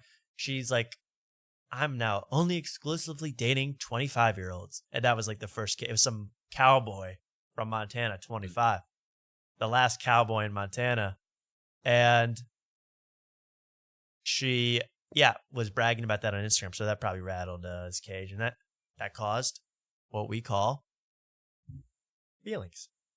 And that's just what it is. Nice rock. Nice watch. I answered your question pretty thoroughly. That I was like a puppy who liked her feelings. Yeah. She didn't have feelings for me. Yeah. So then you might go, oh, sensitive subject. Maybe don't poke about it. No, you called her a bitch and everything. No, so I was saying didn't- women that do that are bitches. The women that like would claim a guy just because he has some success. Okay, so I would later think- when they didn't care earlier. So I thought you moved past her. You weren't that sensitive about it. So Now she's getting teary-eyed. Wow, this is getting This is getting, real. like, really heated. This Wow. is actually heated. This is not a joke. This is not a bit. How did I miss this? How I long know. ago was this? This just How did I came miss out. This Jeff Dye content. It just came out. It did just come out. Have either of you ever gotten a wedge? Wedge salad? Couldn't beat it. No, I assume you mean a wedgie. No, I always dreamt about getting a wedgie, what it would feel like, but no one ever had the courage. Yeah. Did you ever get wedgie? No, never. No one was man enough. No one I was never the last wedgied. I never cowboy. wedgied though. I never touched anyone's underwear. No, you don't touch underwear. Well, I mean, also, it probably, I mean, yeah, I guess I think whitey tutties it works the best on, but I mean, boxers it could work. I mean, Yeah. it's just the. What do you call them? Whitey tighties? Yeah, the white ones. The ones that you can get Sam Morrill's or Mark Norman's faces printed on. Oh, that was, yeah. Yeah. I just want to give you a wedgie for calling them whitey tighties. In America, we call them tighty whities, bro.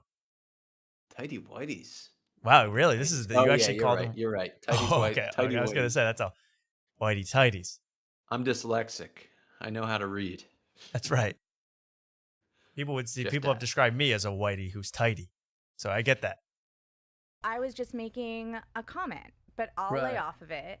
Well, read the room. But okay. Okay.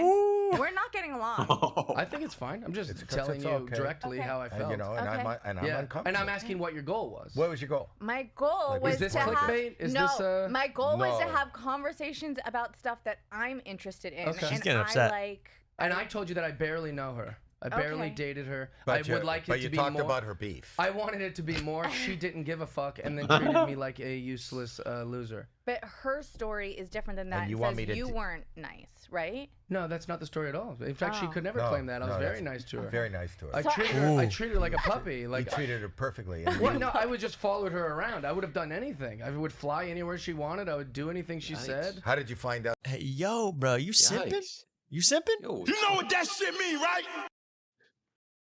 You're simping like freaking someone who simps. Homer I need Simpson. Kristen Cavallari on First Date, baby. Baby. I can't wait. Can't wait. Oh, by the way, we are closer than ever to getting Drew Montana onto this program. If there's anything you guys can do to promote that nicely, I see one or two people a month go, "Hey, you dirty bitch, why don't you come on after tonight?" That doesn't work. That doesn't work for the average person that I want on the show. But we got the coveted Drew Montana after night Instagram follow. And I will be inviting him onto the show to discuss all things Philly comedy and Karen Fahani, because she can't have the last word on this nonsense. She can't have the last word, Drew. Listen to this. I know what she's up to. I know what she must have been like. I can just imagine it. And I want you to prove me right or wrong. Just come on and tell the story. Drew Montana. You're not busy. If you're casting the new Yorgos Lanthimos film, they're trying to get Do-Rag and the Deer Tag fans to go to the theaters now. Naeem Ali's in the new Spike Lee joint. Okay. Keep watching. Put her around. I would have done anything. I would fly anywhere she wanted. I would do anything she said. How did you find out that no she women like that? He's a romantic. no woman goes, whoa, God, now that I know he'll do anything for me, I'm bound to respect him. That's not, there's no respect. So you learned something. She taught you a lesson. Yeah, a wonderful I've lesson. learned a lesson from. Do you wanna like a solid? Are you crying? She's crying. She got teary-eyed. Now, I think she knew she was needling Jeff with that Montana boy remark, but she didn't think he would go, feelings. I have feelings. Yeah. It got pretty outrageous there. And it just keeps Yeah, that going. was She crazy. cries most of the interview, I'm going to be honest. She's crying and not having a good time most of this. How far are we into this right now? Oh, what is this? This is not that deep. It's only 20 minutes in. This all started. Oh, wow. Wow, they didn't go the full hour with Jeff? Yeah, also they cut it off early. It actually ended. Excuse me. Sorry. It wasn't a burp. It was a hiccup. Did you make my daughter cry? You made her cry. Yeah. Are you crying? No. I told you I have allergies in here. Uh-oh. No, I think do. she's crying. It's very I do. sensitive. Allergies You around made my Howie. daughter How cry. could you? All right. Howie Mandel here. Ever wish you could still hear Dad tell his favorite story or Okay. Do you remember dead people? Yeah. This is where you record your dad on his deathbed and you go, I want to hear it over and over again. Tell him. Tell that story about how you need a glass of water. This is what I mean by Howie Mandel is a psycho with what he wrote. I mean, this makes me think his average audience, they must, when you age out of watching CNN, you tune into Howie Mandel because you're getting too old. You turn into Howie Mandel because what is this? My dead parents. your grandma's voice just one more time? MemoryGram makes it simple to preserve and share your loved ones. Ever wanted to I can have put your I can put a tombstone with a QR code. That's Yeah, terrific.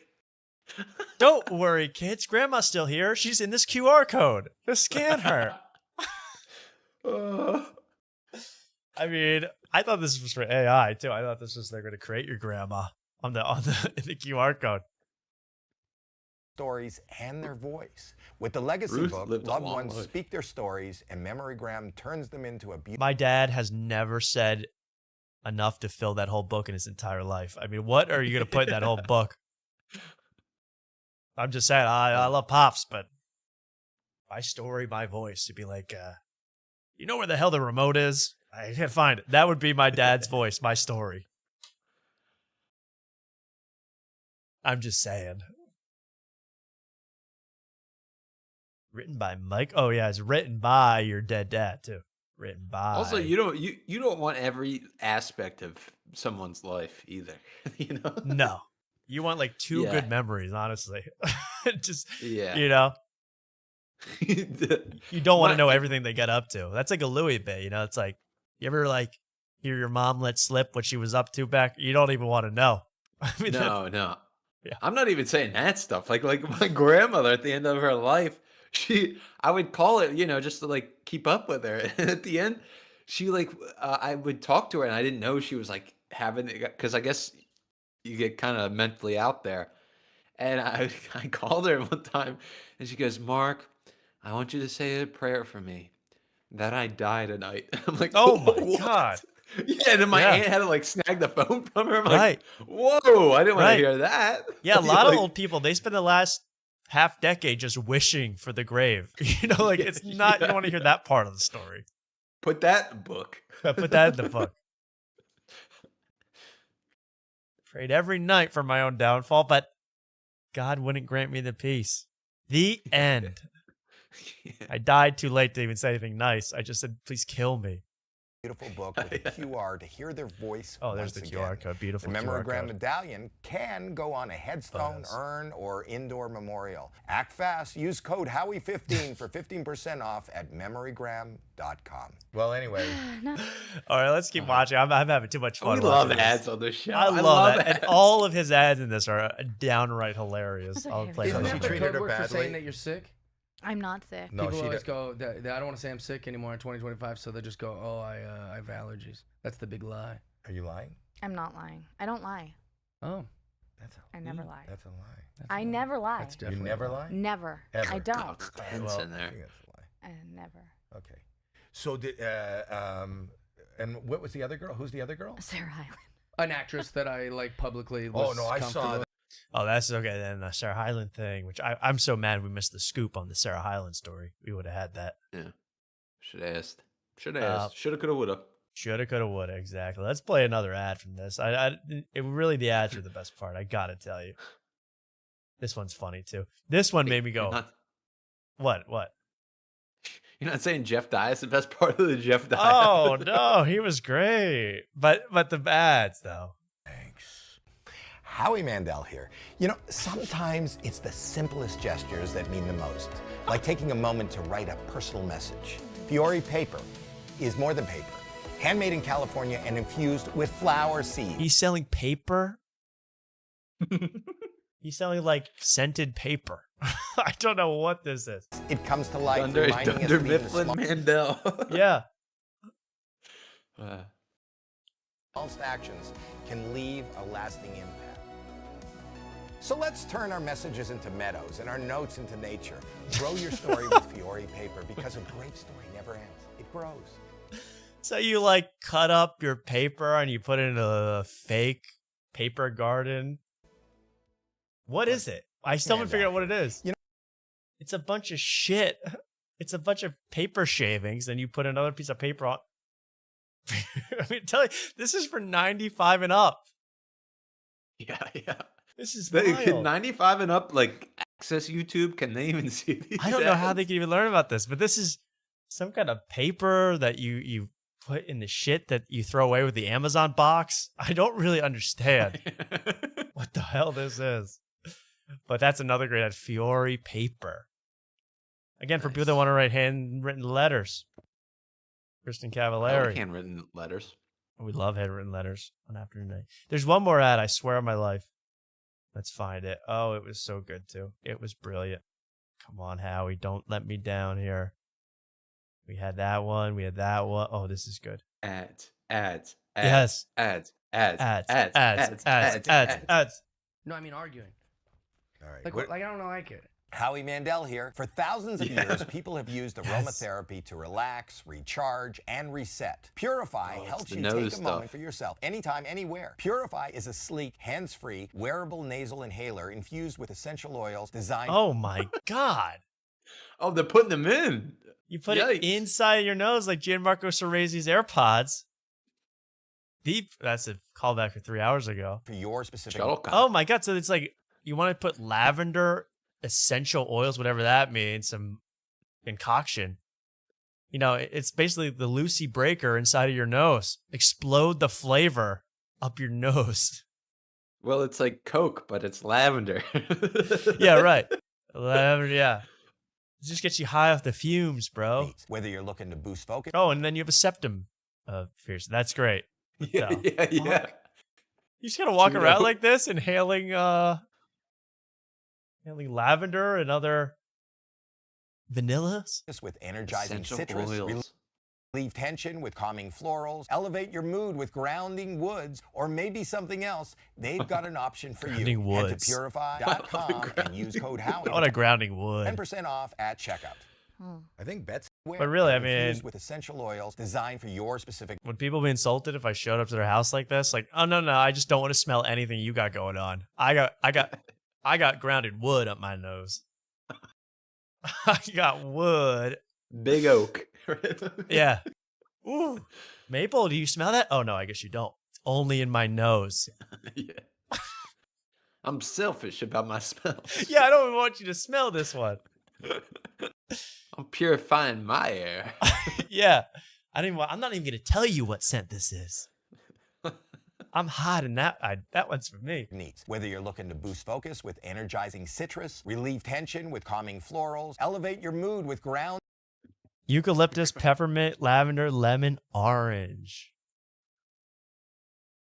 That's quite the pure air, and it looks like air fry. Pure air fry. Yeah. Pure air fry. Woods, or maybe something else, they've got an option for you. Head to purify.com and Like, you guys are right. We're in the future. Like, if I was thinking of scams 20 years ago, I would never come up with stick this tube inside your nose to smell oil at all times. Code Howie for 10% off at checkout. I think Betsy said. Hey, put these things in your ears and all your problems will go away. Ooh. Just sound blockers. Yeah, right. I would love that. I would love to just hear reruns of the Tonight Show in my ears at all times when people are talking to me. Yeah. What was that? No, sorry. Jimmy's playing charades with Jason Bateman. I'm sorry. I'm just, and I'm smelling wood. It's the future. Sorry, Rachel Sennett's lip syncing to Kesha. I'm sorry. I would listen, but okay. Sorry. That is the future, man. We're living in it. Let's finish off this amazing. Oh wait, Mark, how many more beers do you have? I don't know if I can make it. I have this one and the one I'm working on, but You'll down them. I guarantee you can do it. This is pretty fun. We'll do a couple more things that are little things. I'm having fun, but I'm starting to lose my edge. I'm starting to actually consider buying these products. I've been so worn down. Are we leaving Jeff Dye? I wanna say a final word. Oh yeah, absolutely, Mark. Anytime. So obviously the news is he's moving here. Obviously I'm stoked about it. And you and me have been asking each other, like, how's this we might be drunk thing finally end? And should it end, Tom? Should I just go into alcoholism and then figure out what AA meetings that Jeff Dye goes to here in Austin, and he could be my sponsor? Is that the next move? Is that unethical? Dude, is that unethical? Is that unethical to pretend to quit drinking? Or you would quit. No, I would. So that's reason. So you can quit for any reason. I could quit for any reason. To get in with Jeff Dye. I think you got to do that and start posting, hey, 3 hours, 9 hours sober, 12 hours sober now, the little wheel. And then, yeah. I think here's the thing. Yeah. Is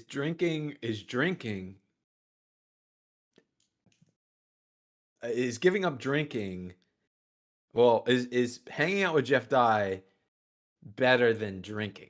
That's the other question. Well, that's in your man's heart can only decide that. I mean, people have been wrestling with that philosophical question for thousands of years. Which is more important, drinking or hanging out with comedian Dye? Shout outs. Mark has a serious drinking problem. He was just injecting alcohol by syringe last week. That's true. That's true. I get the feeling he likes to drink more than it's the protest, Mark. But I think I know you could quit, and it would mean a hell of a lot to Jeff. Yeah. Think about it. I'll think about it. We'll think about it. I don't know, because I love you drinking, but at the same time, we could have a Jeff Dye reunion. Yeah. But is that unethical to go, Jeff, you saved me from alcoholism, you're my sponsor, but really you just wanted to hang out with him anyway, and you would have quit no matter what? Is that wrong? I took on a disease just to hang out with you, Jeff. Yeah. Is that wrong? I don't know. I don't actually know.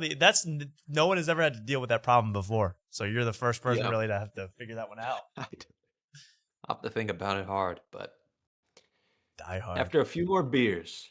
A few more beers. Here's another guy who is sober living, and you could get with if you really wanted to. I wouldn't recommend it because He was on the wall of canceled comedians last week. I can't believe this. And the title of this tour is incredible. Russell Brand at the Vulcan in Austin, Texas. The show is called A Funny Thing Happened on My Way to Church. A funny thing happened on my way to church. I got served papers for sexual assault. That's what happened to him on the way to church. And this is Russell Brand now, who, 2-3 felony rape charges in England, still ongoing. I can't believe he's allowed at, like, the Vulcan, that he's doing these shows, Mark, in Austin. Kind of crazy. Yeah, I agree. I saw people on the Vulcan's Instagram page be like, I can't believe this. You know, he looks so fun-loving and great, but I remember getting him to the Greek with Diddy. But also this this whole just the whole thing is funny to me because he like the jean jacket, the long curly hair. He looks like a lesbian aunt, and it's like the funny thing happened to me on the way to church. It's like so like right. It's so innocuous. non-assuming, you know. Right. It's like a story Rachel Sennett would tell. A funny thing happened on the way to church. Nothing. And yeah, he looks very, he's trying to do like, I'm trying to look peaceful. I'm trying to look nice and non-threatening here for the rest of my life. Just glowing eyes and just looking benevolent and looking just happy to meet you on my way to church. Oh, no. Those 3 women are lying through their teeth. Oh, no. Oh, gosh. So there's Russell Brand in Austin, Mark, maybe November 7th, tomorrow. Now it's tomorrow. You should go. So Friday night. It's Friday night, bro. Friday night. So don't quit drinking until you see. Don't quit drinking until you see Russell. Yeah. See how good he is. All right, a couple more small things I got to show you. Then we'll finish with a big song. Andrew Scholes. Hey, I'm on the last one, Tom. Good, Mark. Good. Who saw? Keep I it like pace. that. Who saw? For my that meme that Trump posted of AI video where he's flying a jet over New York City and dumping feces on everybody. Did you see that? I actually did not. Wait, see you didn't that. see this? No. I mean, now we got to watch it. I mean, I thought everyone knew at this. Trump jet AI video. I mean, this is huge. This is on the he's dumping on the No Kings protest. I don't want to get copyright struck, but there he is flying through the air. He posted this on True Social. No joke. Then he dumps a pile of crap on a Harry Sisson. President, ladies and gentlemen. Now, you should go on Stuff Island with this act. I mean, this would be great. Yo, Now- Donald, did you get a colonoscopy lately? Yo, Donald, what was your last colonoscopy? Yeah, it was all clear. It was very clear. You could see a quarter through it. They hit a corner at one point, but I made it through. So that was pretty. I was like, even I don't get offended at humor. What am I, a woke leftist? But even I was like, this is a little weird to be posting you dumping feces on New York City or either president of the country. Even to me, that's a little wacky. But Andrew Scholes has one of my favorite lines in response. He's on the Charlemagne show too, Brilliant Idiots. Which there's at least one line in that title. And he is talking to Charlemagne, who's lived up, and the producers lived up. And I like his response, his simple response to the Trump video, because he is still defending Trump. And looks like a funny thing happened to me on my way to Padel with this outfit. Good for you. Padel. If I ever have to play Padel, take me out of my misery, please. I don't know what it is, but it's a ripoff. Pickleball? No. It's something completely new that they just made up called Padel. Padel. And if you're really cool in New York City, you play Padel in Saint-Tropez with Andrew Scholes and Dov. I'd rather be dead. My father to physically go to a as a Republican to go to a protest, Yeah. very significant. And the fact that then, this guy releases a AI video of him shitting on people's heads. That shit was fire. Whatever. I mean, Yo, that shit was fire, bro. That shit was. Yo, those books ain't even color coded, yo. Yo, how you supposed to find the blue book when they're all mixed up like that? Yo, get that shirtless cleaner in here, stat. I want to see the beige books next to the blue books. It's segregation, bro. We back. Yo, you know what's funny? We were talking shit about on my this, parents' head is not funny. but your dad wasn't in the video. Okay. Well, What are you talking about? Shit in your dad's head. That's not becoming of a president. You don't want that. None of it is becoming. garbage. Wait, here's the- Tom. Yeah. Sorry, what is it? Is this flagrant? Where are we? Oh yeah, I'm I maybe you were confused. drinking Where's- your last brewski. where's This is black guy, white guy. Where this the hell? is Charlemagne to God and Andrew Schultz on Brilliant Idiots. Mark, Brilliant. And whose podcast is that? It's the joint one. They do it together Oh, wait. How often does this get put out? every week, bruh. Really? No doubt, bro. It's New York City. We gotta Wow. put out a pod. Yo, so he does flagrant and this every week? For real, man. He start dressing like Rick Glassman from the waist down. That's how you Yo, know I didn't he even know getting his stylish. game like that, yo. I didn't know he had that Damn. kind of game in him. Ever since Zoran, I be dressing like a leftist who knocking on doors for Zoran. I be in Damn, Washington and all Square those- Park feeding the homeless. And all those books been in the back the whole time with those bottles? Yeah. Yo, bottles and books, bro. Oh, I That's got when bottle you can- service in the club. I got bottle service on my pod. Here's a problem. garbage. Here's a problem. Some podcasts have bottle service. The Regs has cookie service. Anytime you want, free cookie. Cookie. It's like I see it, and I was talking to guys about this, but like I see a lot of other politicians trying to do what he does. Like, Though he doesn't really even address that the fact that he called the shitting on heads video. That's fire, bro. That's straight heat. But he dropped that video, like I was like, yo, only Trump and Fitty could have come out with that heat. Only Trump and Fitty. I hate the woke. Oh. I did have Karen Feehan, but she's been annoying me. I can't even show her. May have to wait till the guest. Or nah. Yeah, no, I was just Nah, gonna say let's- this is just from her stories today.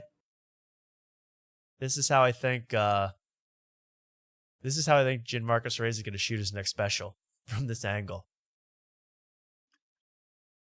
So you guys see Wicked? Squat.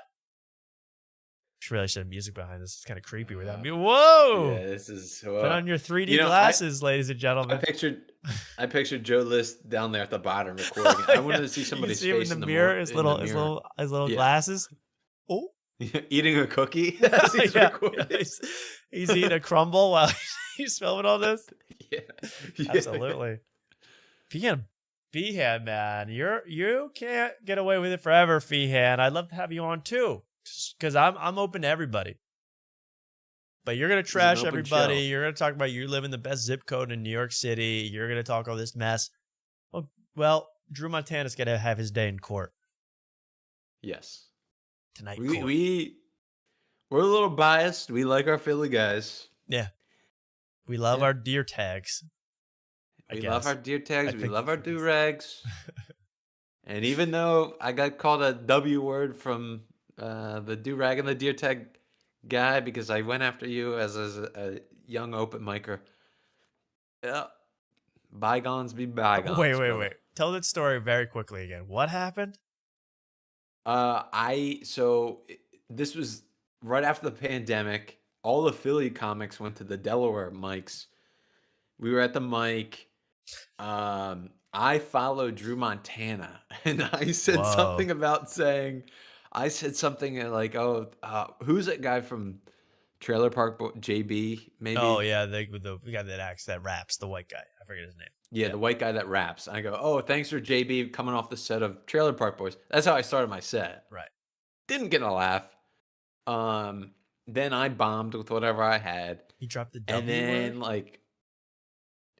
then hold on. Then like a couple comics go by, and then Naeem Ali went back up went up, or not back up, but he went up for the first time.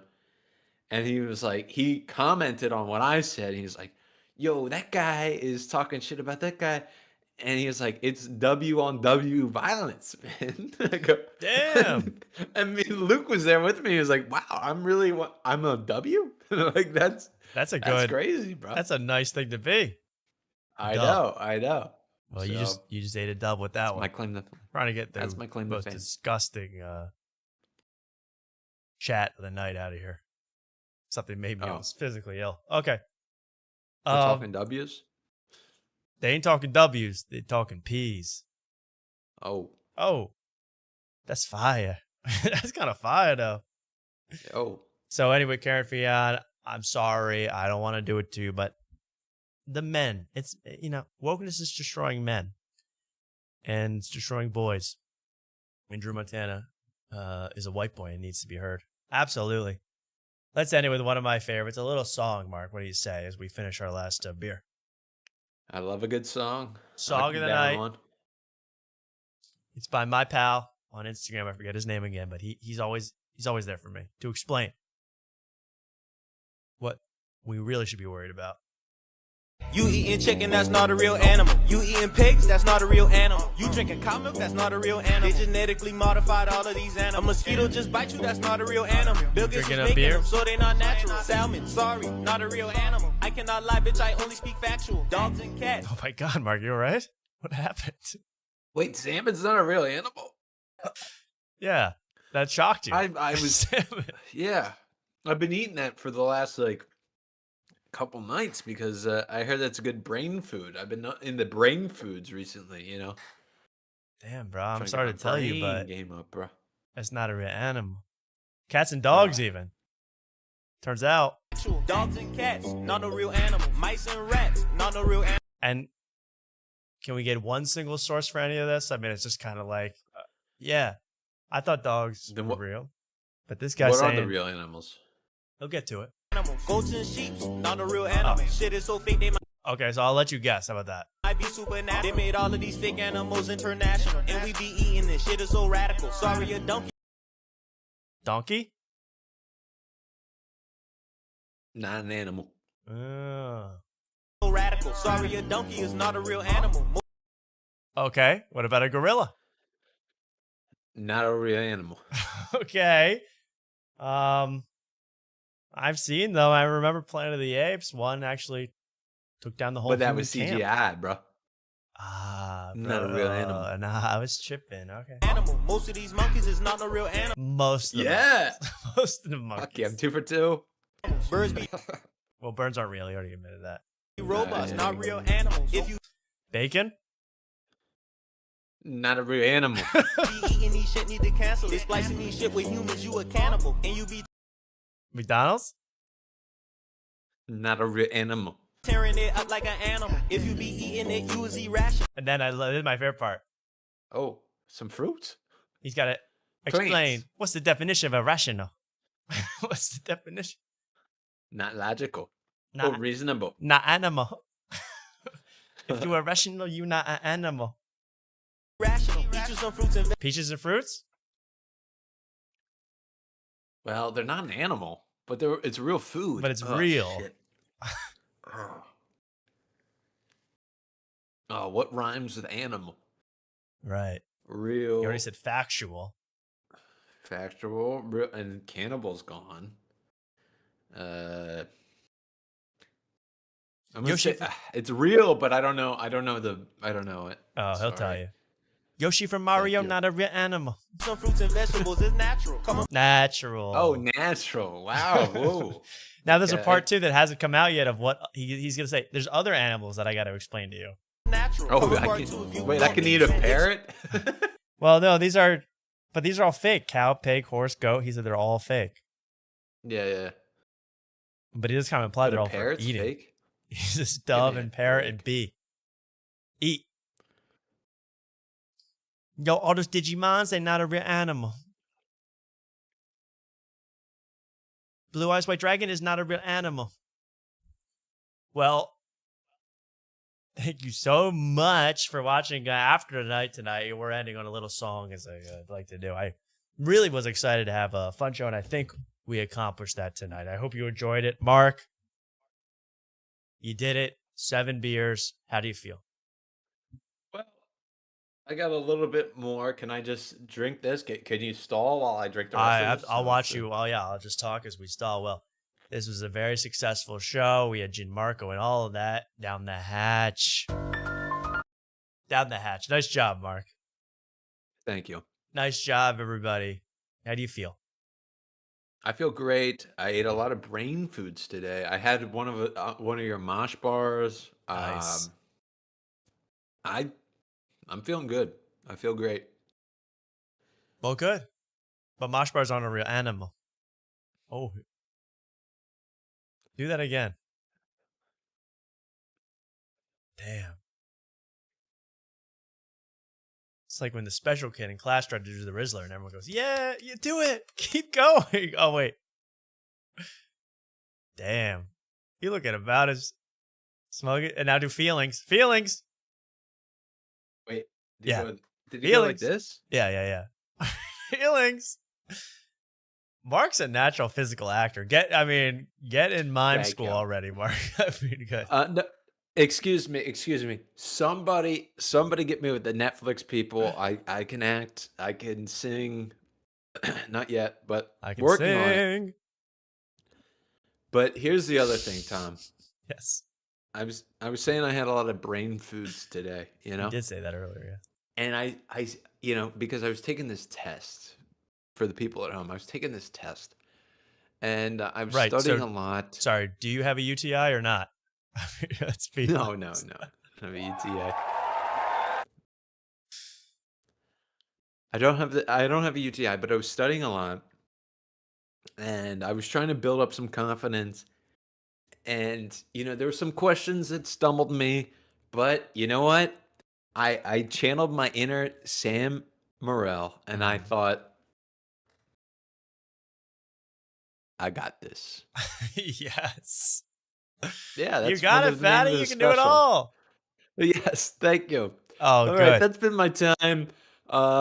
Here's the apple. Good night. I'm out of here, Tom. As This was Big fun. Stinky out. Good night. Great night as always. Well, Mark did it again. He consumed a lot of beverages. We all knew he could do it. We all know he could do it. And we're happy to see him succeed once again in drinking way too much. I don't know how he shows up to work the next day. I don't know how he functions. And frankly, I don't want to know. I just want him to keep doing his own thing. So we had some kind of test. I don't know what it was about. No, he had a very he's a big kid, man. He's taking tests. He's got his AP classes down. When he goes to college, he's gonna have like 12 credits already in the bag. Big time. I doubted him. Yeah, I did too. I thought there was no way he would even take the test. No, I'm kidding. Of course, he did great.